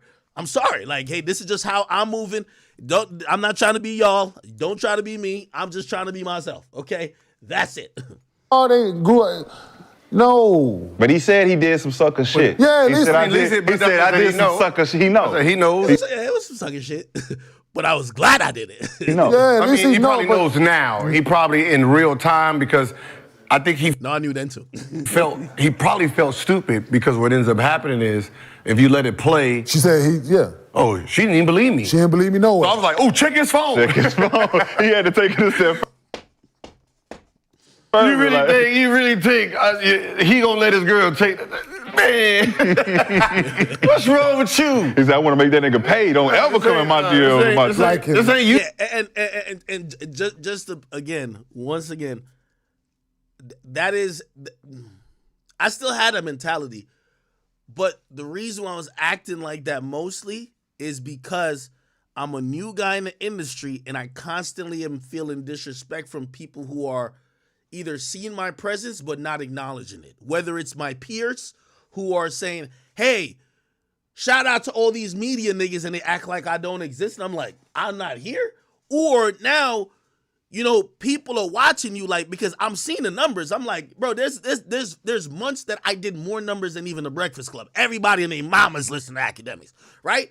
And I'm like, all right, cool. We're making an impact, but then people would still leave you out of conversations or would just acknowledge or would just act like, yeah, he's still a non-factor. So fuck it. If I'm a non-factor, treat me as a non-factor, but I'm going to tell you how I'm going to respond. You know what I mean? By the way, that's eons ago because the mere fact this story, which I've told, I think a couple times on stream, but I told on the Facto show, made it to this platform. Clearly, we've gotten a little ways since then. And I think, by the way, the respect has gotten put on our name tremendously since then. Truth be told, okay? YouTube, this is NBA. I'm going to kill him and I'm going to marry him. Hey, we get another one. But that's what the difference with the young generation is they'll don't listen to these NBA niggas. Listen, I will fuck up your happy home. I don't give two fucks. You better not be married and hit up nobody on my side. I'm sorry. I will gladly. You know why? Because to me, put it like this. I've had people, you see, I'm speaking from experience. I've had people fuck up a happy home in my house. And I'm arguing all day for 5 weeks. Shit getting broken, kicked in and out. There's mad shit going on. Trust me. That ain't never fun. So here's what I'm saying. I don't got a problem with doing it to another nigga. I'll fuck up your house and make videos on you getting locked up, then you bringing her to child support court for custody, then her getting I'll make all videos on that. I don't give two fucks. I'm sorry. Take it that far because they emotional with the work. They'll take it further than that. That's what I'm saying. They'll take it further than they you was in my bitch DM, bro. That's my point. Yeah, so that's my point. So I understand he never been there. Now he know I could either be the nigga that cross these lines and be the sucker nigga all the time, or I could be on the level. If you married, I will always be the sucker nigga. If you married and I know you know me. Now, if you like fresh from the pond, like you just come from, I don't know, like what that nigga Victor Wembanyama nigga, he don't know nothing about pop culture. But if I know you a nigga who know, man, stop playing with me. Of knowing that there is that they won't. Well, thankfully, we have a show devoted to all things work coming from you, Rashad. Work related to. Okay, I don't know what happened. Hey, I don't think this is a diss chat. Shit, I said it was sucking nigga shit. I know how people would view it. Still don't mean I still wouldn't do it.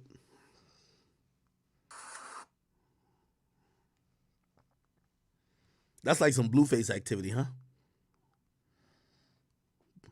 Blueface be doing that shit too. But people would say that's what people call now tender dick. By the way, real quick. All right, shout out to their show. I like, Gilbert Arenas.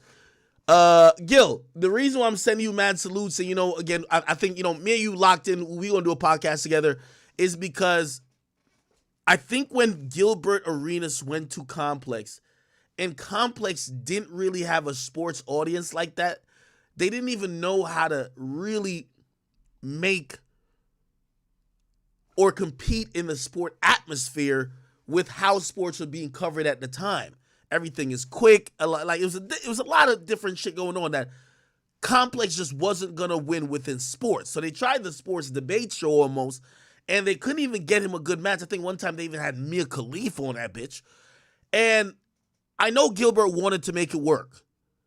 Like, even though, by the way, Gilbert's such a baller. Like, I would hear stories because they worked at the LA studio for Complex. They said Gilbert show up at 6 o'clock every day in his Maybach just chilling.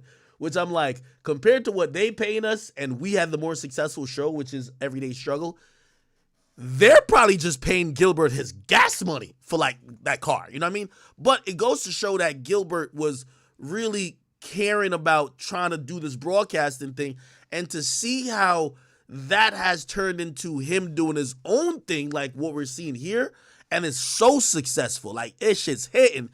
You know what I mean? I hate to say it, we all needed to have probably went to Complex, seen that infrastructure, but then all been able to get the wings to do it on our own, whether it's Gilbert, Joe, me, or anyone else who kind of came through that. So salute to my man Gil. All right. It's all good. Real quick. Wait, what? There's a cardi arrest video.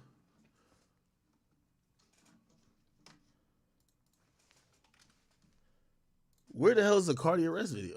Anyway, real quick, they're now reporting that Keefe D has gotten bail.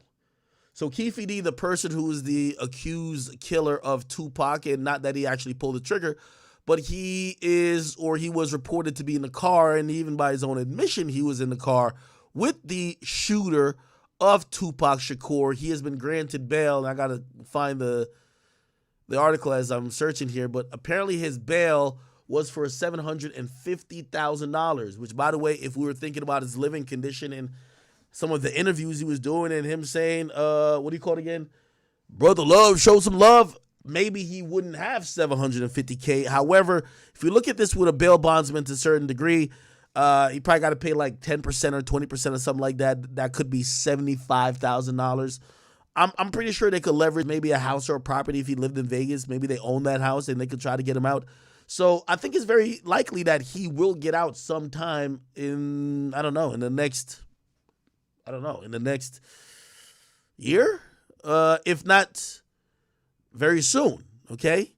I'm pretty sure if his lawyer's been arguing for bail for a minute, I'm pretty sure they assume that if he did get bail, it might have been a high amount, which 750 is high. Maybe they had a plan already in place to try to get him out, so who knows? He might be out of jail. I don't know today, but maybe in the next subsequent days, okay? It says the man responsible for killing Tupac Shakur can now walk out of jail as he awaits his criminal trial to get going, but only if he comes up with a hell of a lot of cash, okay? Dwayne Davis, a.k.a. Keefe D, was in court out in Vegas Thursday for a hearing on his potential release on bail pending his criminal trial, where his legal team was arguing before a judge that their client wasn't a danger to society, nor was he a flight risk, and they agreed to cut him loose from lockup if they agreed to cut him loose from lockup until trial. Mind you, he's been in the Clark County jail since late September when he first got indicted for the murder of Tupac and was taken into custody by cops. The first big break in a cold case for a long time. Remember, he was out there claiming to be in a car that night in 1996 when Tupac was shot and killed while riding the passenger seat with Suge Knight. Okay, he suggested he wasn't a trigger man, but he was the only one left alive to prosecute the long unsolved crime. Vegas officials finally brought him in. His legal team pointed out that the proof was in the pudding in terms of Keefe D not being a risk, openly asking the court if he was so dangerous, why did it take so long for the cops to haul him in, even though his affiliation with the Tupac murder was known for a while. They're saying they also doubled down on his not guilty plea, saying he only said all that stuff about Pac's murder for entertainment and monetary gain. But prosecutors pushed back, arguing that this guy was a cold-blooded killer and absolutely should not be out on the streets. In the end, the judge agreed to let him out on pending trial, but set his bail really high at $750,000. He also said if Keefe D could cough up enough dough, he'll be confined to house arrest with electronic monitoring while he awaits trial. Until he's able to post bail, he will remain behind bars. Yeah, I do think he's going to get out. Depends on what that stipulate, because the judge could actually say, hey, you can't use houses. Like, they could actually be that direct in terms of how bail could be posted or what could be put up. Not too sure if they're going to get into that, but if that's the case, like, he probably has a relative. Like, isn't he one of the people who used to be in the South Side Crips or something like that? He probably got relatives or maybe somebody who's close to him that has a house or something like that they could put up. Theoretically, Keefe D's not going on a run, right? Like, you would think he's not going on a run, but you never know, right? But I would think, like, his family or whoever been benefiting from him, or maybe he has kids. Maybe they would put some stuff up to keep their father out of jail pending a trial, right? Which could take who knows how long, right? Could take a couple of years. Okay. Somebody said there's a Cardi arrest video. Is there?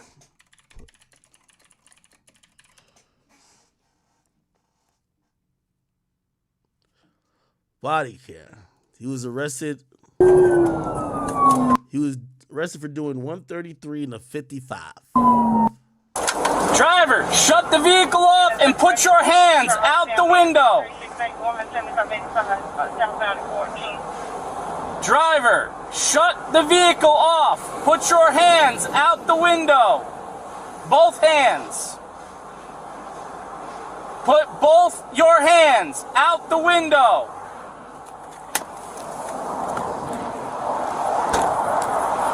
Is this gun drawn? What kind of car is this? Is this a Trackhawk? This is a Jeep.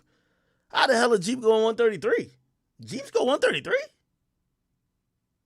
I thought Jeeps usually have like a governor. Governor is usually a thing on the engine where prevents it from going over a certain amount per hour. And usually sometimes it's 120. But if this is one of them Trackhawk shits, I'm guessing it could go like crazy. Is it Trackhawk? Is it? It's a Trackhawk, right? Yeah, this is what I hate about Trackhawks. They look like a regular Jeep. Why the hell would I buy a $100,000 car that looks like a $50,000 car? Hell out of here. Give me the keys. Yo, you know you going to jail when the cop says, give me the keys. Explain it to me. Man, I'm rushing because I had an emergency. Brother, you're driving 133 miles an hour in a 55-mile-an-hour zone. Right, but it was an emergency. What is the emergency? I got stuff going on with my family. I live in Oakland. I'm trying to get I got stuff going on with my family. Here's the thing. You want to have a conversation that doesn't end with you going to jail, you might want to be a little more forthcoming with the detail. Yeah, true. Like, if he tell him, like, yo, my baby mama's having a kid, I'm rushing to the thing, I'm pretty sure the cop gives him a ticket, but probably even gives him an escort to the hospital, doesn't bring him to jail, right? Like, this is one of those discretion things where the cop is like, yo, if you, like, I ain't gonna lie to you, I'll tell you a quick story. Yo, one time I got caught, I forgot what it was. They pulled me over, and I don't know, like, I was driving. I had just heard news that somebody in my family died. And, like, it was one of those things, like, you just kind of, like you just wanted to get away type shit. So I just get in the car, I'm just driving. I get pulled over. The cop could instantly see, which I'm going to salute that cop. He could instantly see, even when he pulled me over, he was like, yo, this guy, like, you could tell just by the look on my face. And he's like, yo, you were doing blah, blah, blah. He's like, yo, what's going on? And so I told him the truth. I was just like, bro, I just got news that so-and-so in my family passed, and, like, I came out for a drive, and, like, yeah, I was tweaking a little bit. And I ain't gonna lie, the person did not give me a ticket. They were like, yo, bro, I understand. Get home, right? Truthfully, right? So sometimes telling the truth, if you really got some truthful shit going on, low-key, this nigga was in the track hawk pushing it. That nigga was like, yeah, he wasn't, yeah. What is the situation that causes you to drive 2.5 times the speed limit down the highway? Okay, so Nah, he done made up 2 stories now. you were going to drive 130 plus miles an hour the entire way to the airport, putting everybody else's life on the highway in jeopardy. That's what you're telling me. Do me a favor, how about? Word 2, Cardi should have hit this nigga with the baby voice, should have got out of this. My stomach hurt. Like, yo, you would have got out. Oh, go ahead, brother. Go ahead. Yo, I'm going 133 to the bathroom. Why? My stomach. Yeah, go ahead, bro. You good. Face that way when you get out. Damn. This nigga act like Cardi about to shoot him. Get out and face that way. I am asking you, I'm telling you. Get out and face that way. Get out and face that way. You got anything on you I need to know about? Guns, drugs, knives, bombs. Is there anything in the car I need to know about? Guns, knives, drugs, bombs. Yo, this nigga is tweaking. You're under arrest for reckless driving. Brother, you're doing 133 down the highway in the HOV lane, putting everybody's life in jeopardy because you want to go to the airport? Come on, man. My girl's pregnant, bro. I'm not. So what does that have to do with it? He should have said that initially. My girl pregnant, she having a baby now. Not going to the airport. You can't say go to the airport. You gotta say I'm going to the hospital type shit. Hey, that's it. Okay, so your poor time management is what's gonna cost somebody else their life. That's what you're telling me. Have a seat. At least let my boy reschedule his flight. This is 2015, by the way. Is it 2015? What year is this? Oh, we don't know what year this is. This is 2022. Oh shit. But this is why my boy fly private now, man. I just went forward, yeah. Get in. I just talked to you before. We can in a second, but nothing you're gonna say is gonna change the fact you're under arrest. Understand that. 1024. I'm gonna have one in custody. Can you start me at 85? We're gonna be. I'm trying to get to the airport. What time her plane land? Her plane landed what? Plane already landed. I was running late. Okay. So then she's on the ground. She's safe. She can sit there. But you're going to cause yourself potentially a life in prison if you kill somebody while driving almost 80 miles an hour over the speed limit down the highway to save yourself, what, 10 minutes? Sir. But I mean, I'm not crazy, really. That's just crazy. To drive that fast to try and save yourself 10 minutes while she's on the ground. What is the dire hurry to get to her that causes you to drive that fast? Just the fact that she's coming into town and you're running late? There's a lot going on. I was trying to get straight to her and get back to the house. I just told you. All right, well, here's the thing. You're under arrest for reckless driving and a bunch of other traffic tickets. We are going to go, your car's going to get impounded. Sir. We're going to go down to city jail. We're going to get booked into jail. And then whenever they let you out, they let you out. What's up? You got to speak up, man. With all these cars, I can't hear what you're saying. I said I wasn't trying to harm anyone, sir. Okay. But what I did was, I have no reason to go to. You got a reason for I was speeding, but I'm not a bad dude. I didn't listen, brother. I didn't say you were a bad dude, but you just made a couple decisions that put a lot of people's lives in jeopardy. Can you run my record, like you see? Like, I might run your record, but it's not going to change the outcome of what past good behavior doesn't excuse future current poor behavior. That would be like saying, well, I mean, Your Honor, I've never done anything wrong. Can I get a pass on killing this person because I've never done anything wrong in the past? I'm happy you don't have a jacked up driving record. I am. I'm happy about that. But and then you know you're wrong. I mean, you know you're wrong because as soon as I start driving past you, you jump across 5 lanes of traffic to try and hide from me on the other side of the highway. No, I was about to get off my exit. The airport is 15 miles that way. So if you're getting off an exit right here, then you ain't going to the airport. No, I got ways on my phone. I'm not lying to you. Brother, come on. I literally work traffic and drive the highway for a living. My office is down by the airport. It's not even all the way to the airport. You literally stay on the highway that you're on and keep on driving for the better part of 12 miles. So, now we're just not being honest with each other. But, you're all set. Hang out for us. Sir, before you do anything, can I just make the phone call real quick? We'll worry about phone calls in a minute. Nah, this cop not giving him no break. He's searching his car. Yo, the cop want to find a gun so bad. Oh, he did find a gun. It's not chambered. Yeah, well, this is Atlanta, so they're gonna call in the gun. As long as that shit is not stolen or some shit, he good. As long as he not a felon, he good. So this is this was Jersey. Fuck city jail. They'd be like, yo, we're taking you straight to prison, nigga. You ain't never getting out. If this was New York, nigga, they might just come with the needle to the back of the car and kill you right there. But has 27 rounds on it. This cop be mad, like you could tell he sounds like a New York cop. He's so he's doing everything by the book, but you could tell he's not even trying to cut a nigga no break, and he's trying to trump everything up. Let me see, Georgia Law Magazine gun capacity, because he's just counting how much bullets the fucking gun could have. Oh, like in Jersey, your magazine can't have more than 10. There's Georgia. Oh, there's no magazine restriction. So why the fuck is he counting it?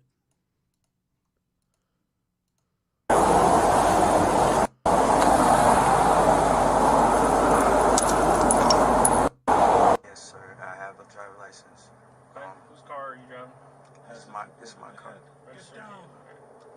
So, what do you think when I asked you, hey, do you have anything in the car I need to know about? Guns, drugs, knives, bombs. And you go, no, but you got an extended mag Glock sitting on the passenger seat. It's in my name. I was going to tell you that as soon as you pulled me over. I didn't want to scare you, though. And I said, is there anything in the car I need to know about? Guns, drugs, knives, bombs. You looked at me dead in my face and said no. I wasn't trying to lie to you, sir. It's in my name. Okay, but I didn't ask you. I ain't gonna lie though. When cops say that, y'all gotta stop throwing bombs in there. Like, yo, imagine that nigga didn't have like a pocket knife. Like, you just named 5 things. Him saying yes, like you don't know if you nigga means he got a bazooka in the back or he got like some type of explosive. It might just have a pocket knife. You should be like, do you have a knife? No? You have a gun, right? Like explosive, people be thinking the worst. If you like, I'm nervous. You're not. It's not against the law to have a gun in your car unless you're a convicted felon. I'm not a felon, no, sir. Right? Are you a convicted felon? No, sir. Okay.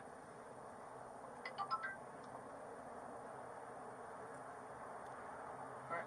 You get one chance to tell me what your name is. Jordan Carter. I wouldn't lie to you. I don't know brother, who you've you already think lied I to me am. about having a gun in your car. So I didn't lie to you about a gun, sir. I asked you point blank to your face. Sir, Do you have a gun in your car? And you said, you looked me in my face and said no. Somebody said, yo, like somebody really gonna be like, yo, hey, sorry, sir, I got a pipe bomb back there. Like, yo, that Claymore back there, just chill out when you're like getting it, all right? Like, yo, I got 15 grenades, but who knows? Sir, I'm not trying to lie to you about nothing. I'm not trying to get on your bad side. I apologize for going fast. I apologize for having the gun. September 13th. Okay, what year? 1995.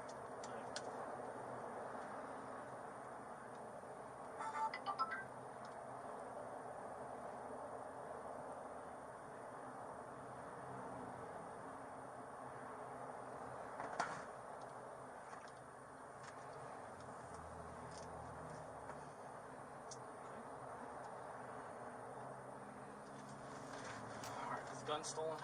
I'm not asking you because I'm trying to be mean to you. I'm asking you because I just... No, sir. It's easier for me if I know ahead of time. No, sir. Everything's legit. Here's the thing. Also, I'm getting off from my exit. Brother, your own GPS tells you to drive for 9.7 more miles on the street that you're on. So there's no way that you were jumping over. You're jumping over because you're hoping that I don't find you in traffic as I'm coming to get to you, right? Sir, I didn't see you to the blue lights. I'm sorry. You hit the brakes as soon as you came by me on the side of the highway. I didn't see the blue lights, sir. I mean, I didn't turn the blue lights on until I was right behind you. But I'm just saying, I mean, you saw me on the side of the highway.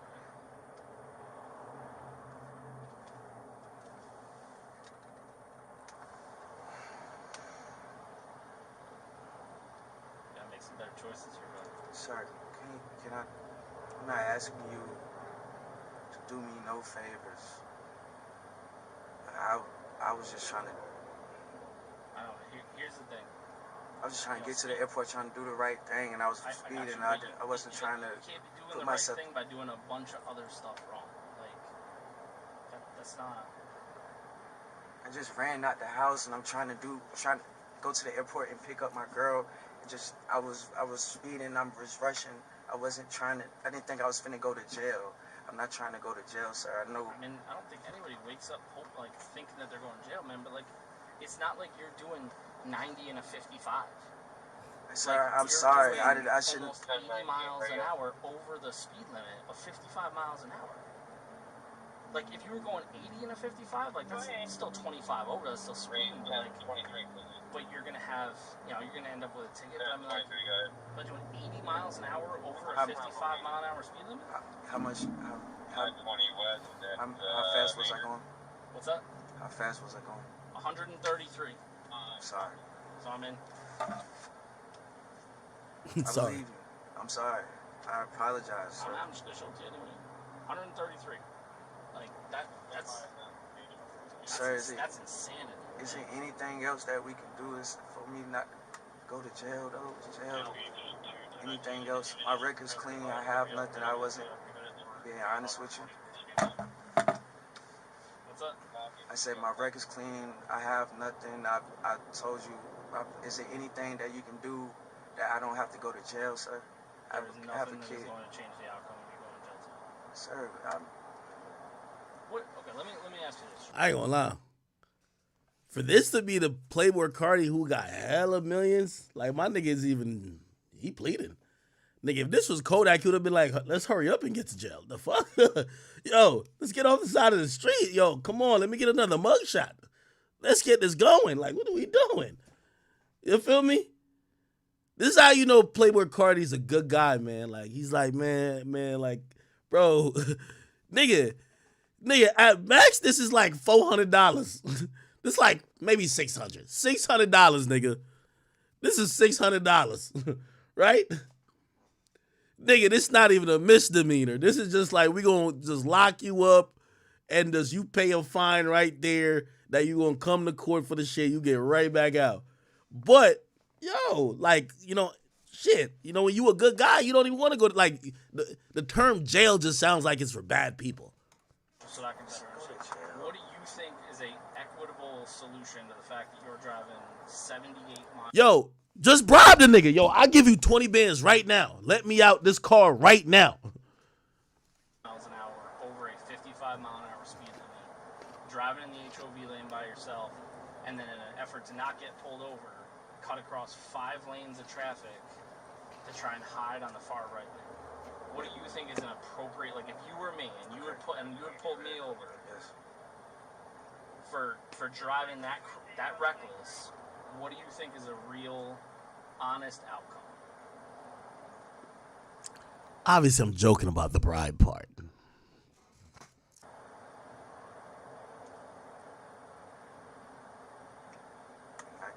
can charge me. I can pay whatever you need. What's up, bro? All right. You can charge me. You can impound my car. Go to court. I go to driving class. Whatever. Everything that's gonna happen. But jail. I mean, you're going down there until you can see a judge, and the judge can figure out you getting back out, and then all the other stuff as far as driving classes or whatever. Like you're still probably gonna end up having to do all that, but we don't set that. That's all the court sets up. It's nothing I can do not to go to jail. There's nothing that is going to. I guess the only thing that's tripping me out is because, like, yo, Playboy Cardi don't even got a profession that care about jail. His profession is the more jail visits you got, like, it's more lit, right? Like, nigga, we know all the niggas with, like, the most mugshots. Offset mugshot collage. Like, he has a collage of mugshots. Young Thug got one, too. Look at Thug. Yeah, you know what I mean? You got to rack him up. What's the problem? Feel me? You know, King Von got so many mugshots, man. They still finding mugshots now, dog. Like, this is crazy. This is crazy. This is crazy, nigga.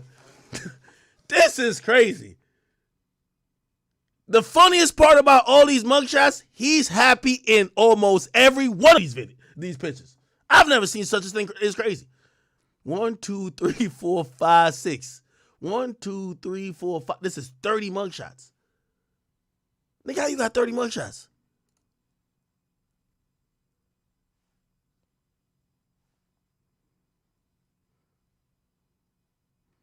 Nigga, that nigga was going to jail more than the DMV. Let me see who else got NBA YoungBoy mugshots. He got a bunch too, ain't he? Yeah, he got a little list right here. So he got 9. Okay. Little 9. Kodak got a bunch, man. Kodak Black mugshots. Yeah, he got a little 12 piece,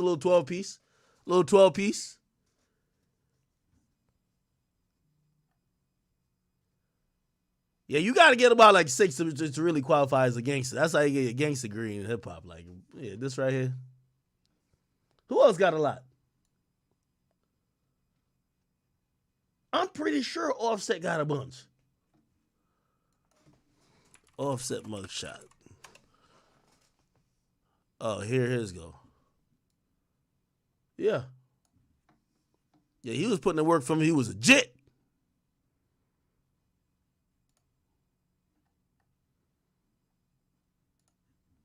Yeah, this is another, yeah.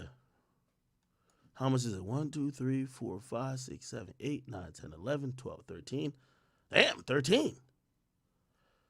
Yo, King Von had 30? Yo. Yo, how the hell King Von had 30 mugshots, dog? Yo, King Von had 30 mugshots. Oh, nah, yo, Guwap. Now, Guwap got a solid 10. This is how you gotta like rate gangsters in hip hop, because these niggas clearly they was doing some of the stuff they saying that they clearly was going to jail. Not saying we're celebrating them going to jail, but shit, you know, I guess it comes with a life. 2, 4, 6, 8, 10. See a little 10 piece, here. Ain't nothing wrong with that. Gucci Mane was in jail during 5 years and 4 months in his career. Oh, there's more here. 1, 2, 3. Well, some of these is a side mugshot. So 1, 2, 3, 4, 5, 6, 7, 8, 9, 10, 11, 12. Okay. Yeah, here's even more. 2, 4, 6, 8, 10, 12. Yeah, he got at least 12. Yeah, King Von is like the Kareem Abdul-Jabbar. I just fucked up his name. He's the Kareem Abdul-Jabbar. What? I can't speak. He's the Kareem Abdul-Jabbar of going to jail for rappers. That nigga got 30. Jesus Christ. Let me go back to King Von. What the fuck?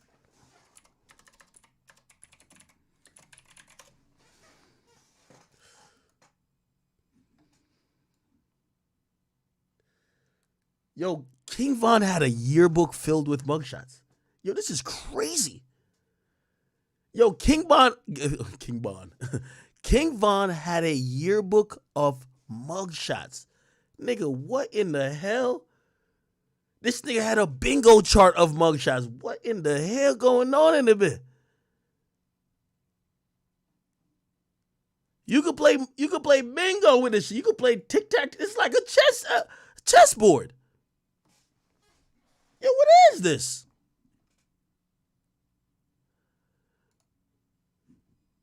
Nah, man. Long live King Von, man. Change the outcome of you going to jail tonight. Well, can I just ask for one favor, please? Can I just make a phone call to let someone know I'm going to jail? That's all I ask. One second.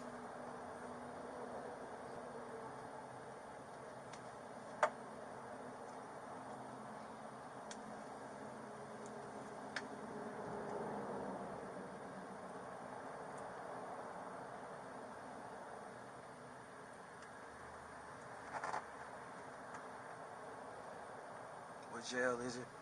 City of Atlanta. Wright Street. No, that's Fulton County. This is pre-trial.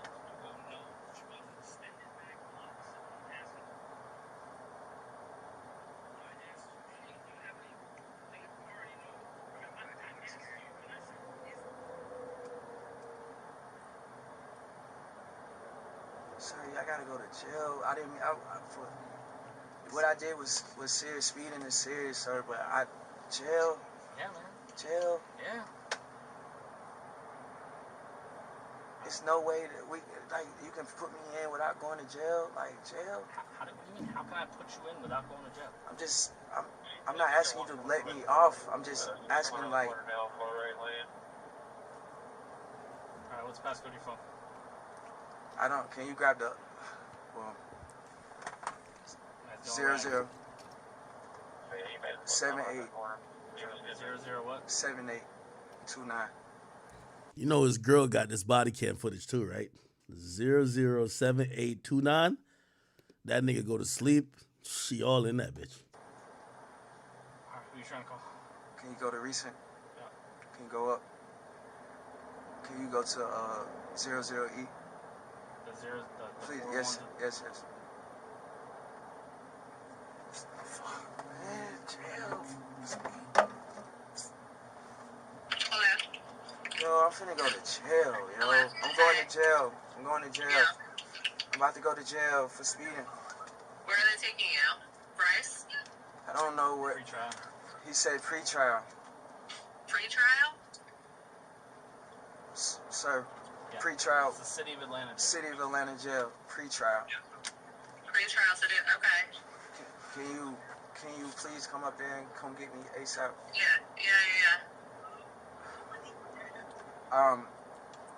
Yeah. This. I'm in. Mr. Officer, what's your name? Ramsey. Mr. Ramsey. Officer Ramsey. Officer Ramsey? Yeah. I was going 130 miles. Okay. In my Jeep, and that's what am I being charged with, sir? You got a bunch of traffic tickets, man. And then assuming that, like, your gun's not stolen, you're not a felon whenever I get around checking that. You said you already checked? No, I haven't checked. I'm not, sir. Can you check? Would that make you? Like, until I know that, then that's where we're at. Sir, I feel like you need to beat up this bad guy. Man, I'm just speeding, and I'm going to jail, yo. Policies that we have to follow. I didn't know I was gonna go to jail for speeding. I'm going. I ain't gonna lie, man. I love Cardi, but y'all better not get this nigga no goddamn Rico. Cardi like me. This nigga, I'm ready to do whatever to get up out of that back of that cop car, nigga. And this is some shit that was gonna hold you for 3 hours. It was gonna hold you for 3 hours, nigga. Take 2 pictures of you, fingerprint you, and then put you in a line to wait to talk to the judge on, okay, I see you. Oh, we go pay that. All right, you could go. You hit this nigga with a Rico, man. It's the same like me, man. You hit me. Shit. I apologize, yo. I'm just trying to go to the airport. I'm not mad at you. This is what it is when you're driving 133 and a 55. All right. Thank you, sir. Can I call my girl and tell her? Thank God Cardi don't do no crime. I'm not gonna. That's it. That's all I ask. I don't ask anymore. Aaron, can you come to the jail right now? Yeah, pre-trial? If you Google the City of Atlanta jail, it's the only one that comes up. It's like 254 Peachtree Street.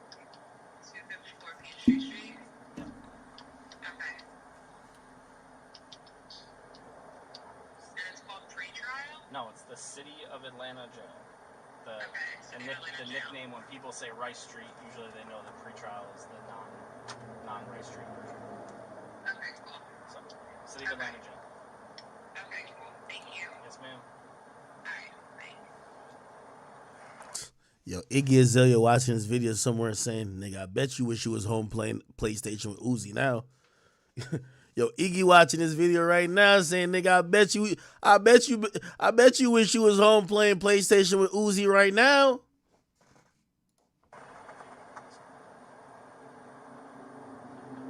Okay, matter of fact, sir. Was it? Do me one more favor. Just hit the same number.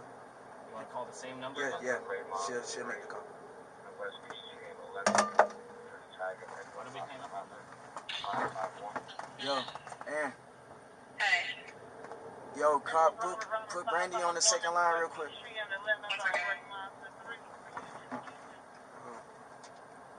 What name did he say? Man, Cardi a good guy, man. Get that nigga a break, man. Yo, bro, I'm about to go to jail, yo. Like, they locked me up. I was going too fast trying to get to the port. I'm in the back of a car, yo. So, yeah. I just need, only thing I need y'all to do is just come get me, bro. Like, out this shit, please. Meet me at the I ain't gonna lie. Whoever his girl or his team is, they should be already at the jail waiting. This is Cardi. He the moneymaker. Go get that man. spot, bro. I'm going to fucking Rice Street, bro. You're not going to Rice Street. You're on Peachtree Street. Pre-trial.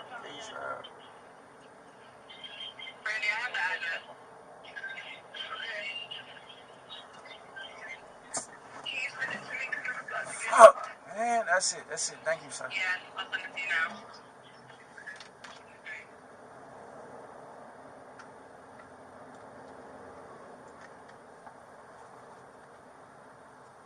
I didn't know he had 2 upside down crosses on his shoulder. Sir, there's nothing I can do not to go to jail. I got fam too. I was not trying to harm nobody. I wasn't trying to disrespect you. That's not what I came out here to do. That's not me.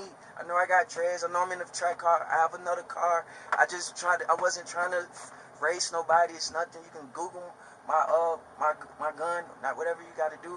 It's nothing. Google my gun. I should laugh because I ain't gonna lie. I'll be in this back doing the same thing. I ain't gonna lie. Chat, let me see how real y'all are. If y'all in the back of this cop car, are y'all copping please, or y'all just gonna be like, man, just take me to jail, man, that we could hurry up with this process. Let me see what type of nigga you are. It's nothing. I'm sorry. It was an accident. I won't do it again. But I don't have to go to jail, sir. Jail. You can put me in you can do that. Put me through everything else, not jail.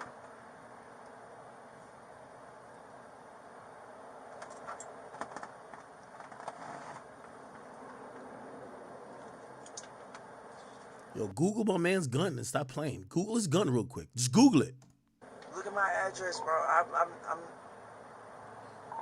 not a bad person, yo. This not the person you think I am, yo. I know you deal with. Who I think you are, man. Because the way You made a bad choice. I made a bad It's one of those things. Now you choice. have to deal with the outcome of a bad choice. But sir, going to jail, like, But you're damn. gonna be in jail for like hours until you see whether they decide whether you see Well, a boss, judge I'm saying or not I can see it. I can see you. Why you can't make that call? Why you can't make that call? Why you can't be the judge right now? I And just am making that call, and my call is that you go to jail.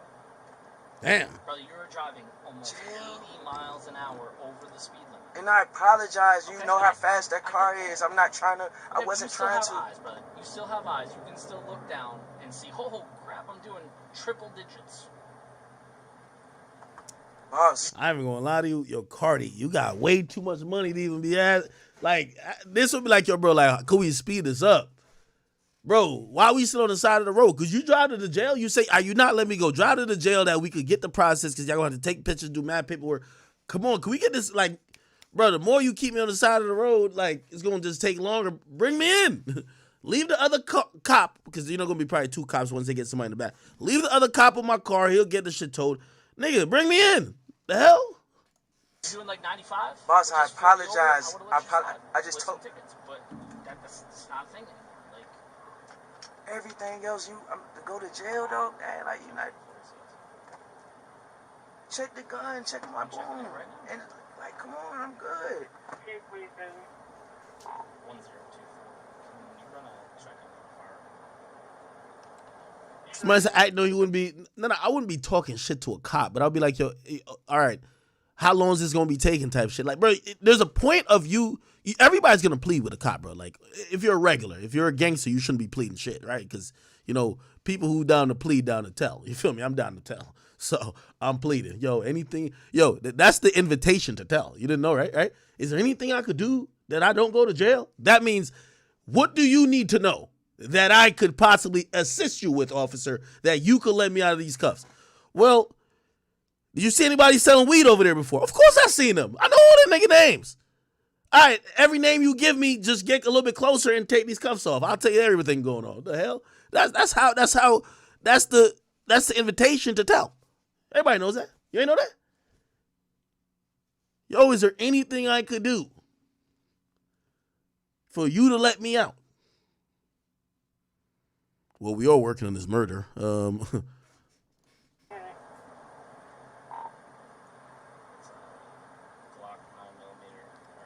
17, 9mm. I would think the thing that's most egregious is his time. Like, Cardi's probably somebody who's, like, I know you probably don't see him much, but, like, he's probably really busy. And, like, he's probably running around doing a lot of things.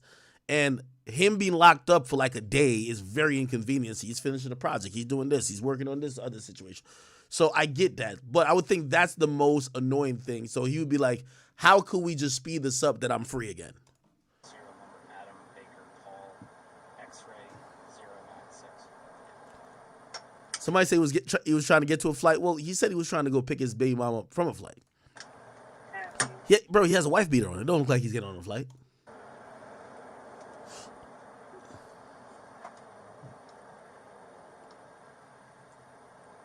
Here's the thing, but I don't particularly.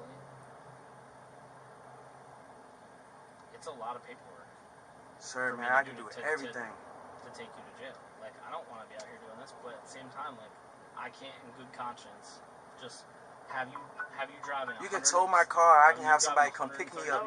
I won't drive. You can tow my car. You have somebody pick me up. You can tow my car. You have someone pick me up. Whatever you like. Whatever. I will. The good part about this is he appears sober, right? Like, if he was intoxicated, this would be a whole nother mess, right? You could take me back to the crib, but bro, I don't have to.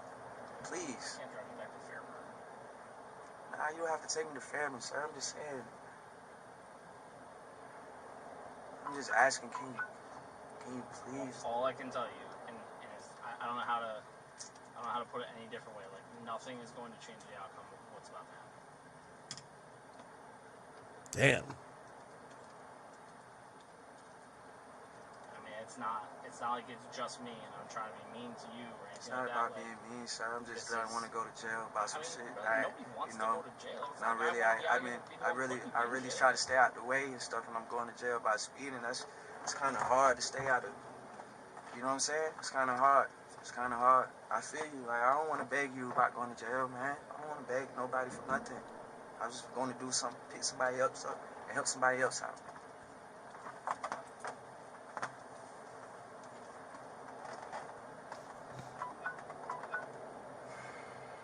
I don't think this is a dickhead cop, though. I think this is just a regular, yo, I'm just not in the mood to hear you beg or I'm not about to work with you cop. A dickhead cop is like, yo, I'm trying to make this hella worse for you. When, like, honestly, if you get caught doing like 130 in a 55, bro, they probably are going to take you to jail, dog.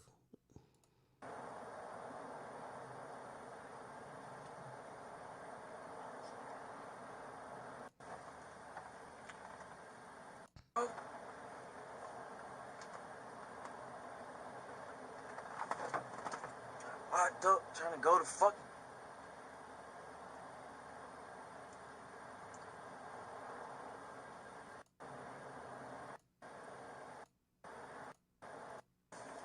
Down at the jail so you can call people, so it's better if your phone stays with you.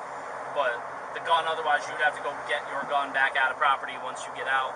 So if you are good with this nice lady taking that for you, we can do that. Yes?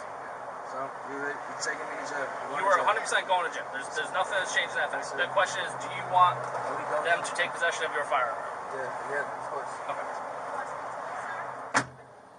Okay, W team. Like his team looked like they pulled up to the scene rather than pull up to jail, or his girl, or whatever the case is. Maybe somebody had his location, something like that.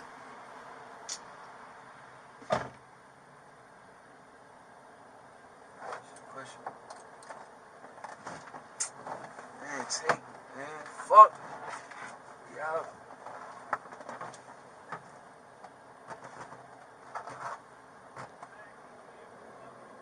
Them cuffs looks uncomfortable.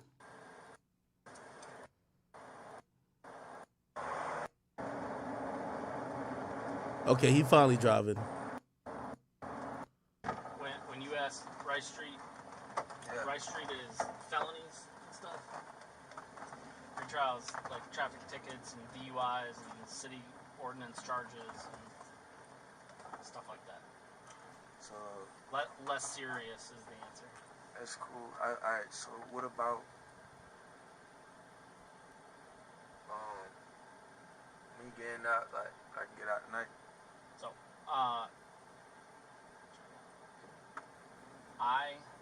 we, the Atlanta Police Department, have no control over your booking process. No, I understand. I'm just asking a question. I don't know, man.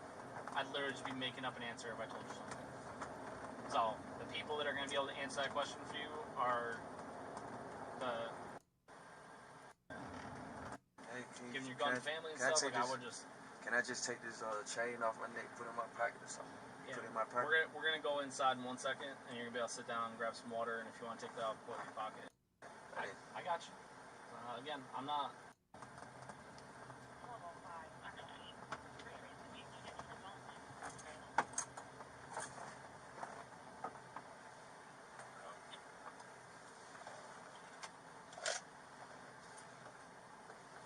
I don't want no trouble, man. I just hate that. What happened tonight?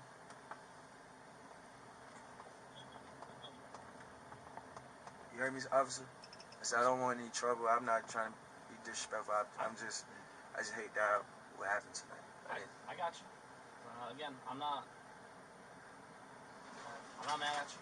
Yeah, I'm not. And if you had been argumentative, combative, like I wouldn't have even asked the question about giving your license to family or giving your gun to family and stuff. Like I would just. Can I just take this chain off my neck, put it in my pocket or something? Yeah, put it in my pocket. We're gonna go inside in 1 second, and you're gonna be able to sit down and grab some water. And if you want to take that out, put it in your pocket. It's totally fine. Just give me 1 second.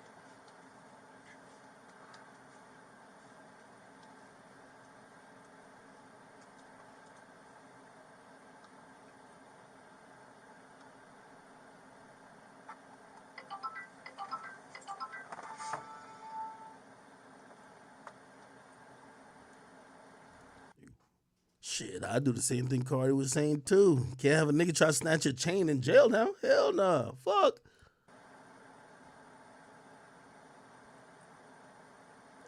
All right, we at the end of the video.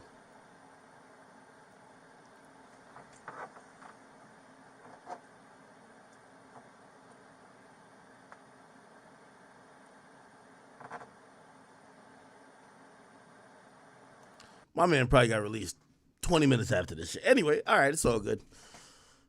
Okay. All good, all good.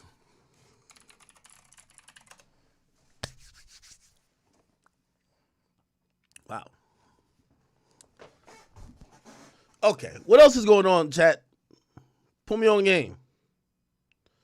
So apparently there's a, apparently Donald Glover is going to be, if you guys don't know, 21 Savage is dropping his album.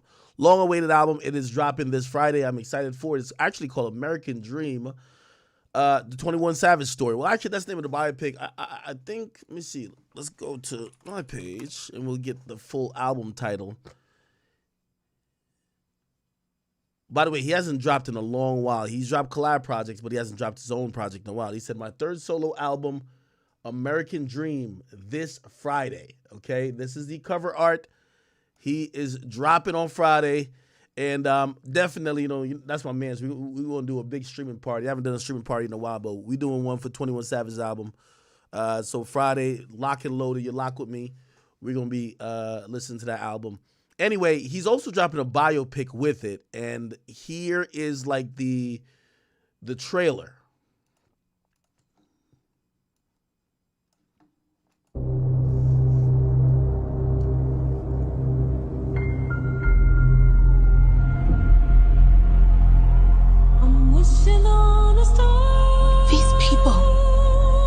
think we're savages. Remember the wishing star. Whenever you feel lost, just remember I'm looking up at that same star. That star is your dream. And they can never take it.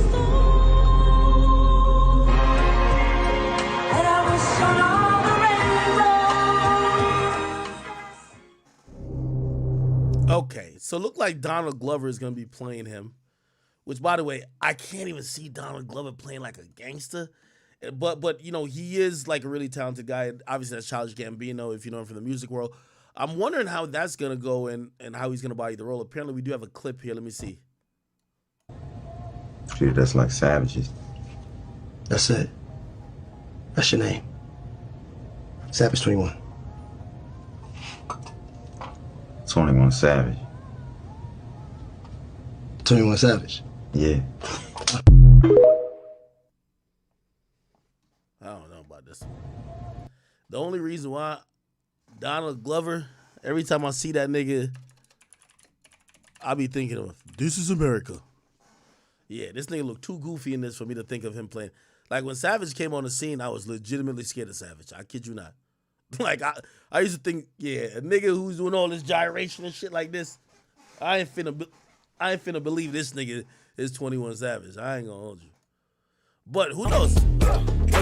Maybe he just got that range. Maybe he got like, you know, tremendous range and it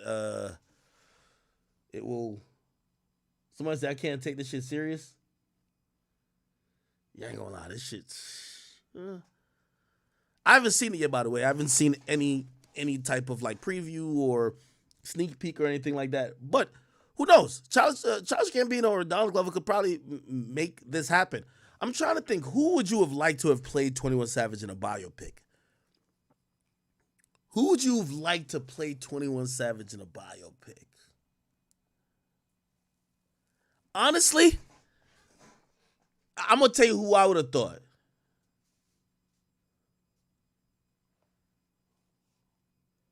It would have to be an actor like Idris Elba that's hella young, knows how to, like,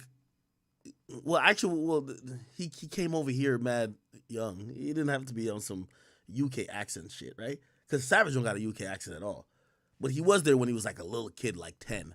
Which I'm guessing, obviously, Childish Gambino won't play the 10-year-old version of him, so they'll have a 10-year-old version of him in the movie. But I guess adult Savage is going to be played by Childish Gambino. Who y'all got in mind? No, when I mean Idris, I didn't mean Idris Elba. I'm talking about someone who's from the UK but could speak in an American accent and you not know he's from the UK. Do you get what I mean? Like, that's what I like about Idris Elba. When he plays movies, he's speaking in an English accent, you don't know he's from the UK.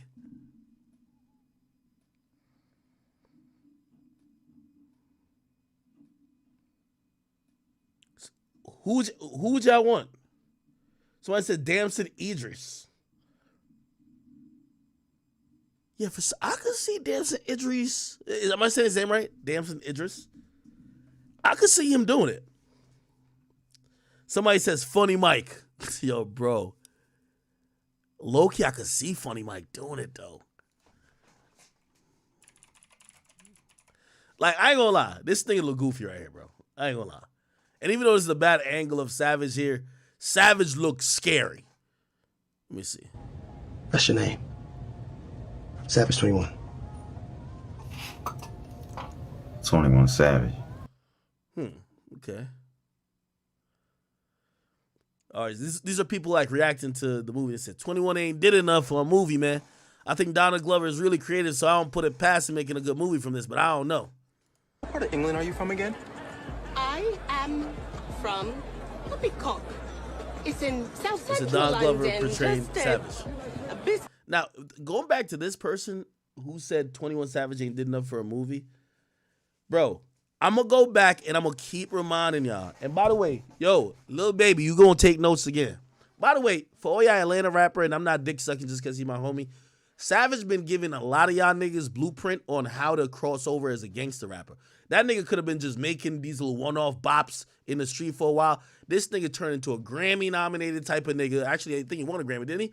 Then, like, you could tell, like, his growth has been phenomenal, and we gotta actually give him some credit. He wasn't just comfortable just making some tracks that hood niggas would like. He stepped out of his comfort zone. He had substance. This is where Lil Baby gonna have to learn a lot from Savage. You feel me? By the way, you know who I think learned a little bit from Savage? Not saying he copied the style, did nothing like that. But look at how Dirk started leveling up. Dirk was like, all right, shit, I got all the songs for the trenches. Let me go get some. Yo, come here, J. Cole. Let's go do this all my life shit. That song, truth be told, has brought Dirk and kind of almost, it's put him on a mainstream level where, like, it's not only niggas in the trenches that fuck with him. This is the ultimate move. And by the way, this is the move I want so many other people. Not only, I'm not trying to just pick on Lil Baby. I'm talking about a lot of people. First of all, most artists is suffering from not having context. Put it like this. We don't know nothing about Lil Baby. We only hear the same corny story every day. This nigga was selling drugs and Young Thug paid him to go in the studio and at first Gunna was right from him. We don't know nothing more about him other than the fact that he got every car and he buy mad Chanel bags. We know nothing else about this nigga, right? That's the problem with some of these rappers who at a certain point, your little jingles are going to become old. Yeah, you're making the same song. But you know what people won't ever say? Yo, when you keep telling your life story or you keep having context, oh, he keep telling us new shit. Nobody ever gets tired of that. What Savage has done, he showed his progression through his music. Rappers now, like YG did try it like a couple years ago. I don't know why these niggas don't roll out a biopic with him. This biopic is going to be necessary for you to understand why this album is going to be different from Savage. This album is going to be, yo. And by the way, you got to remember, he's not a nigga who do an interview a lot. And even when he did an interview with me, me and him, we talk offline a lot. So it's like, there was a good time before even certain situations with just immigration and visas and shit like that he couldn't really fully speak about on a podcast. But here's the beautiful thing about it. For everybody who was wondering everything he'd been through, and everybody's like, oh shit, he was born in the UK. He not hiding from that. He's not running away from that. That's not some shit. He's like, oh no, he's down to talk about it. But you know the best way to talk about it? You know the best way to bring more content and show growth and elevation and levitation when it comes to your art and your craft? Do it via an album, right? Turn it into a concept piece. All right, bet y'all wanted to know about my life, me coming up, this is the prequel to 21 Savage, right? That's the beautiful thing about it. That's a fucking genius idea. Have you ever thought about like any of these rappers having the prequel to now everybody just start gangster? We don't know what they were doing before. We don't know they were getting wedgies, getting slapped around. We don't know that, you know what I mean? Like, niggas were stealing their lunch money every day. We ain't know that, yo, they had to watch their mama get beat. Like, a couple of rappers, but this is why I think what 21 is doing great. By the way, I also thought Drake should have been giving us a movie album package simultaneously. Like, because Drake's been telling his own story in his own way. But I've always thought, why not package it both? Where we're hearing it, we see it. Right? And I think, hey, listen, again, not to go back to the Baby stuff, I think Lil Baby needs to give us some context. Yo, tell us a story one time, gang. Like, tell us what the hell. Like, we know nothing about you more than 4 PFs, racks of cash, track hawks, and motherfucking designer clothes. We have no idea about you, brother. Savage is giving us some contextually dope content here. And I think this is why he stands out apart from everybody else. His rollout is amazing. First of all, I'm going to be honest with you, and I got to shout out to my boy Meezy for this. I know Meezy's the one pulling a lot of strings. Obviously, 21 is like he's the pilot when it comes to making sure that it's his vision being executed. It's not like some other person giving his vision. But put it like this. He had Morgan Freeman narrate his goddamn album. His last thing. You got to imagine what hype he has to live up to. This is the reason why, and by the way, I know this is going to sound like wild dick sucking, but this is, everything I'm telling you is true. This is the reason why you can't get a Savage album every year, right? Of course you get a Lil Baby song every 2 months, because all he do is get high and go in the studio and just drop some trash. Not to put them against each other. But with some artists, you can't get an album every year. You can't get a song every 2 months. They got to go creatively lock in. Put some shit on a whiteboard. Figure out the best way, the best thing to give you good concepts, and then formulate some songs around it. Not only the songs is good enough, not everybody want to see the same video with the same BBL bitches basically riding around a fucking yacht in the middle of like the Miami Beach on jet skis. Nobody want to see that shit every 20, 25 minutes, okay? So maybe you got to go creatively. Go shoot a mini movie. Creatively. Go get in another bag. Creatively. Make people... This is the reason why maybe some artists need to just fall the fuck back, start planning, and come with some dope shit on a conceptual level, execute it right. Because for the last few years, we thought that quantity was starting to defeat quality. Remember?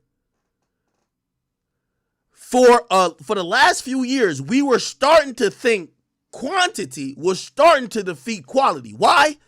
Not only was Drake even putting out more records, but you had the people, and I'm not going to name them, who kept putting out records every month, every couple weeks, an album every month or two.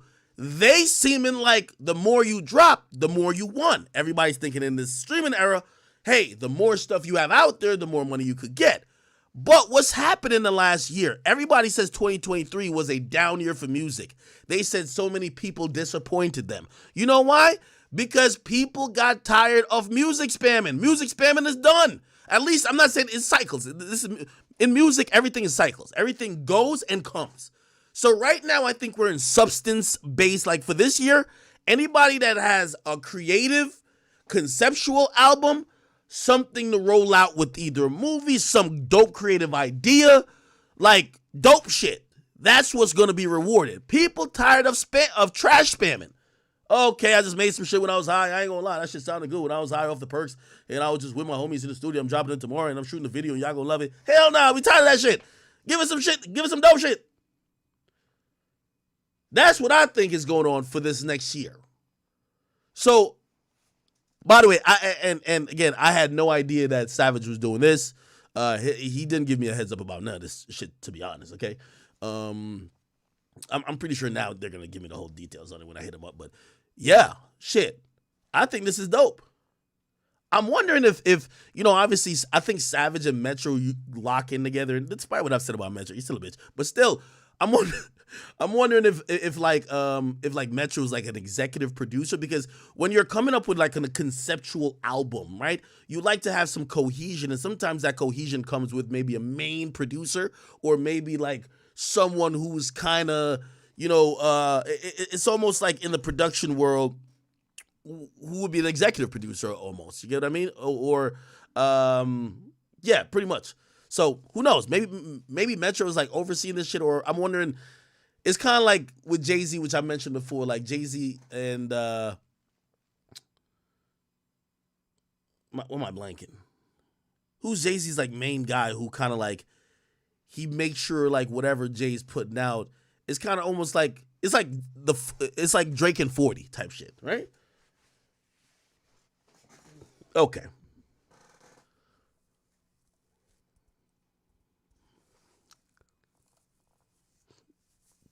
Let me see.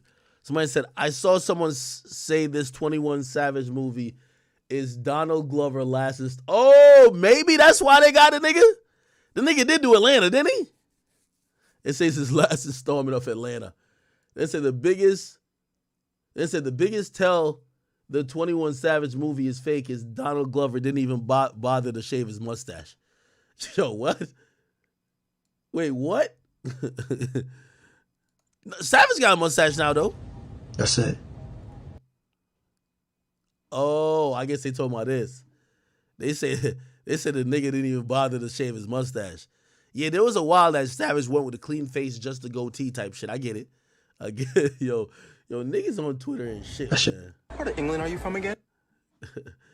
It was like when niggas said they saw, what movie was so bad? It was like one of them little TLC like TLC Lifetime movies.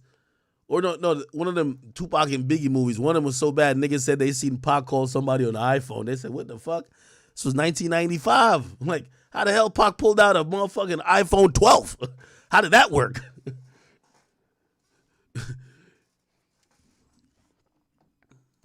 Oh shit! All right, let me see what else.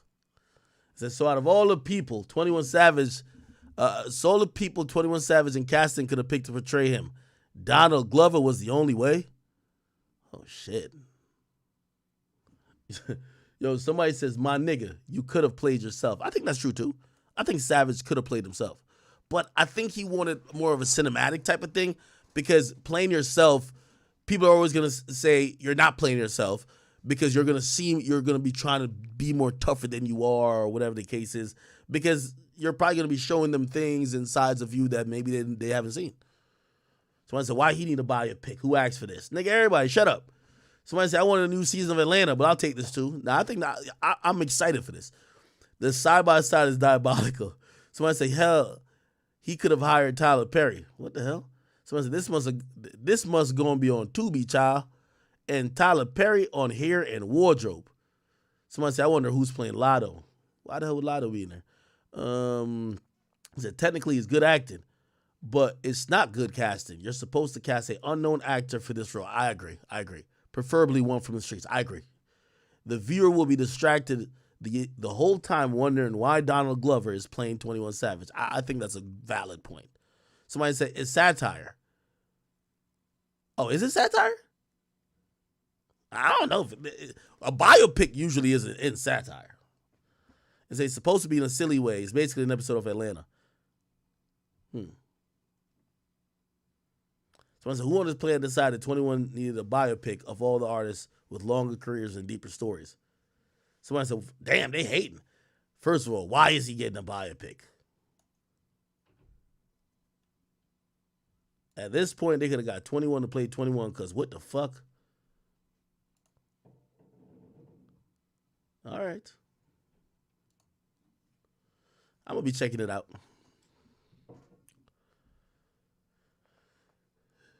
All right.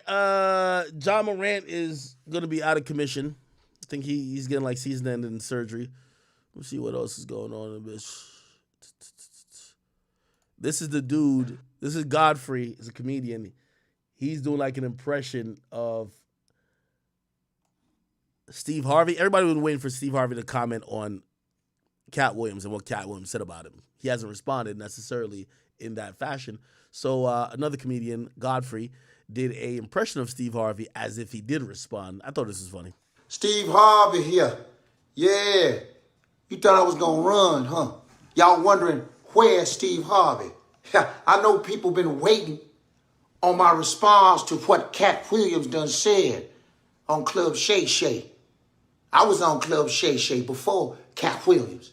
See, the reason why it took so long, I had to pray to God to give me the strength not to get mad. God talked to me every day, every damn day. I've been in this business a long time, boy. See, you done messed up with the wrong one. See, you just sitting there talking that bullshit to Shannon Sharp, talking about I couldn't be a movie star. Yeah. That's definitely how he laughs. And his mouth is always like that. I don't know why. Paul. I guess you didn't see You Got Served. Oh, shit. Yeah, that there was acting. Huh? Then you gonna say, I took Mark Curry's jokes and stole his show. Boy, boy, you got the nerve to call me Mr. Potato Head. Call Yo, that sounds just like Steve Harvey. my ass Mr. Potato Head. Yeah. Woo! That was a good one. I ain't gonna lie. That was a good one. But I digress. So what? I wore a wig. Huh? People asking, why did you wear a wig? Where and when did you get the wig? Whatever. But your ass thought that shit was real. Everybody thought my shit was tight. They thought it was a real hairline. Huh? Steve Harvey. All right. What the hell is going on with this? What the fuck is this shit here? Oh, it's Ashanti?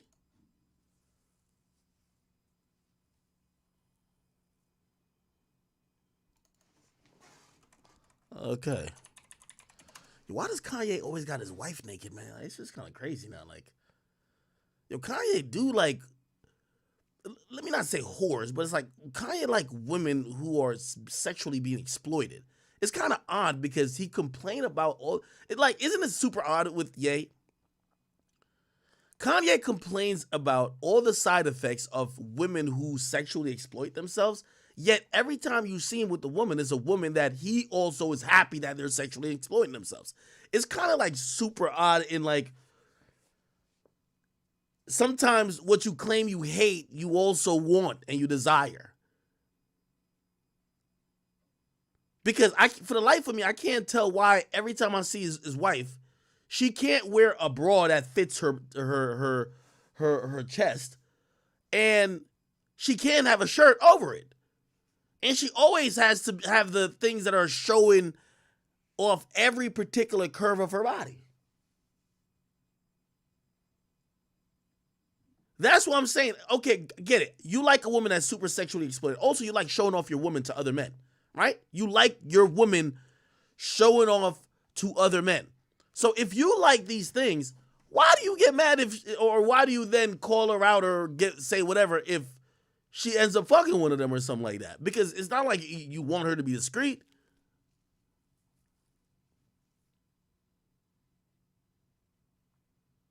Interesting, man. There's a new YoungBoy interview that dropped, and people are up in arms because he said this about fatherhood. Now, YoungBoy got like reportedly nearly 10 kids or maybe more. Some people say 11. However, when asked about fatherhood and family, this was his comment. Obviously, you do have a lot of children, and you know, I've been around you to see in a short amount of time that you're a great father. How important is fatherhood to you, man?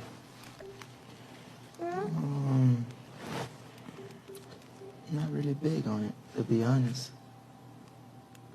What do you mean by that? You're not big on it. Like you're a family man. I'm here with you. I see it. Yeah, but I'm only out. I'm only like in here because you here. Oh, well, I don't believe It's a crazy topic because I'm not the type like to sugarcoat nothing. But I'm 4 walls all day, every day. When you say 4 walls, you mean locked in? Yeah. Just honed in on the music, recording? Yeah. You can take the hat. I don't mind. We bond a lot, but I'm mostly literally inside. Working? No. You know, obviously, you do have a lot of children. Yeah. And you know, I've been around you to see in a short amount of time that you're... YoungBoy's kept this consistent. Again, in an interview I did with him years ago, he told me the same thing. Exactly the same thing. And it wasn't that he didn't care about kids. It was more to the fact that he wasn't going to lie to make us feel good by saying, hey, oh yeah, I want to be father of the year. He's like, he acknowledges that based on his work, even though he's on house arrest now, back then he wasn't on house arrest, but he understood and probably is still affects or applies because he has kids in multiple different states and in different households. He understands that they probably want a little bit more from him in terms of time. They probably want more things, and he does care, but this like he doesn't get too deep into it, but it's more of, hey, listen, I know I gotta. His version of fatherhood is more of trying to provide, more than, hey, I'm here with every single child and I'm showing up to this and blah blah blah blah. And he's not gonna lie and act like he's perfect when he's not. That's what I took away from what he had said to me and what he said to Bootleg Kev. Obviously, women want to hear a lie, right? You know, they want to hear like, yo, nah, I love kids and I'm the best baby daddy ever and whatever. He's just ain't gonna lie to people. You get what I mean? So, and to keep it real, at least he's keeping it consistent because he cussed out every one of his baby mama, like, well, not everyone, most of them, like about 8 or 9 times a year, right? He'll tell them he wish they die. Something like, you know how you get down. So it is what it is. By the way, yes, there is a whole interview out with him. There's a whole interview out with him and Bootleg Kev where they're actually kicking it on the couch. And yeah, chat. I'm gonna be honest with you. I do have to run though. I got an important interview I gotta go get done though. So I know. I was trying to stretch this pause as much as possible, but I got to go run to do an interview. And I don't want to promise you I'm gonna get back on later tonight, but I gotta go run and do an interview. And I want to watch this young boy interview with y'all, so I'm gonna just save that for later. Yeah, I'm gonna save all this shit for later. I'm gonna save all this stuff for later, but I gotta go do an interview right now, chat. I wish I got on the stream earlier, but shit, that's my bad. All right, chat. I love y'all. I will be back later. I appreciate y'all for watching, no matter when, no matter how. I hope I gave you some entertainment from your day, but I will be back either later or tomorrow. But I do got to go do an interview right now. And I'll tell you after the interview's done and out which interview I did. All right? Peace. I got to get out of here. Somebody said, who's release? D Things release? We'll talk about that later, too. All right, chat. I'll talk to y'all soon.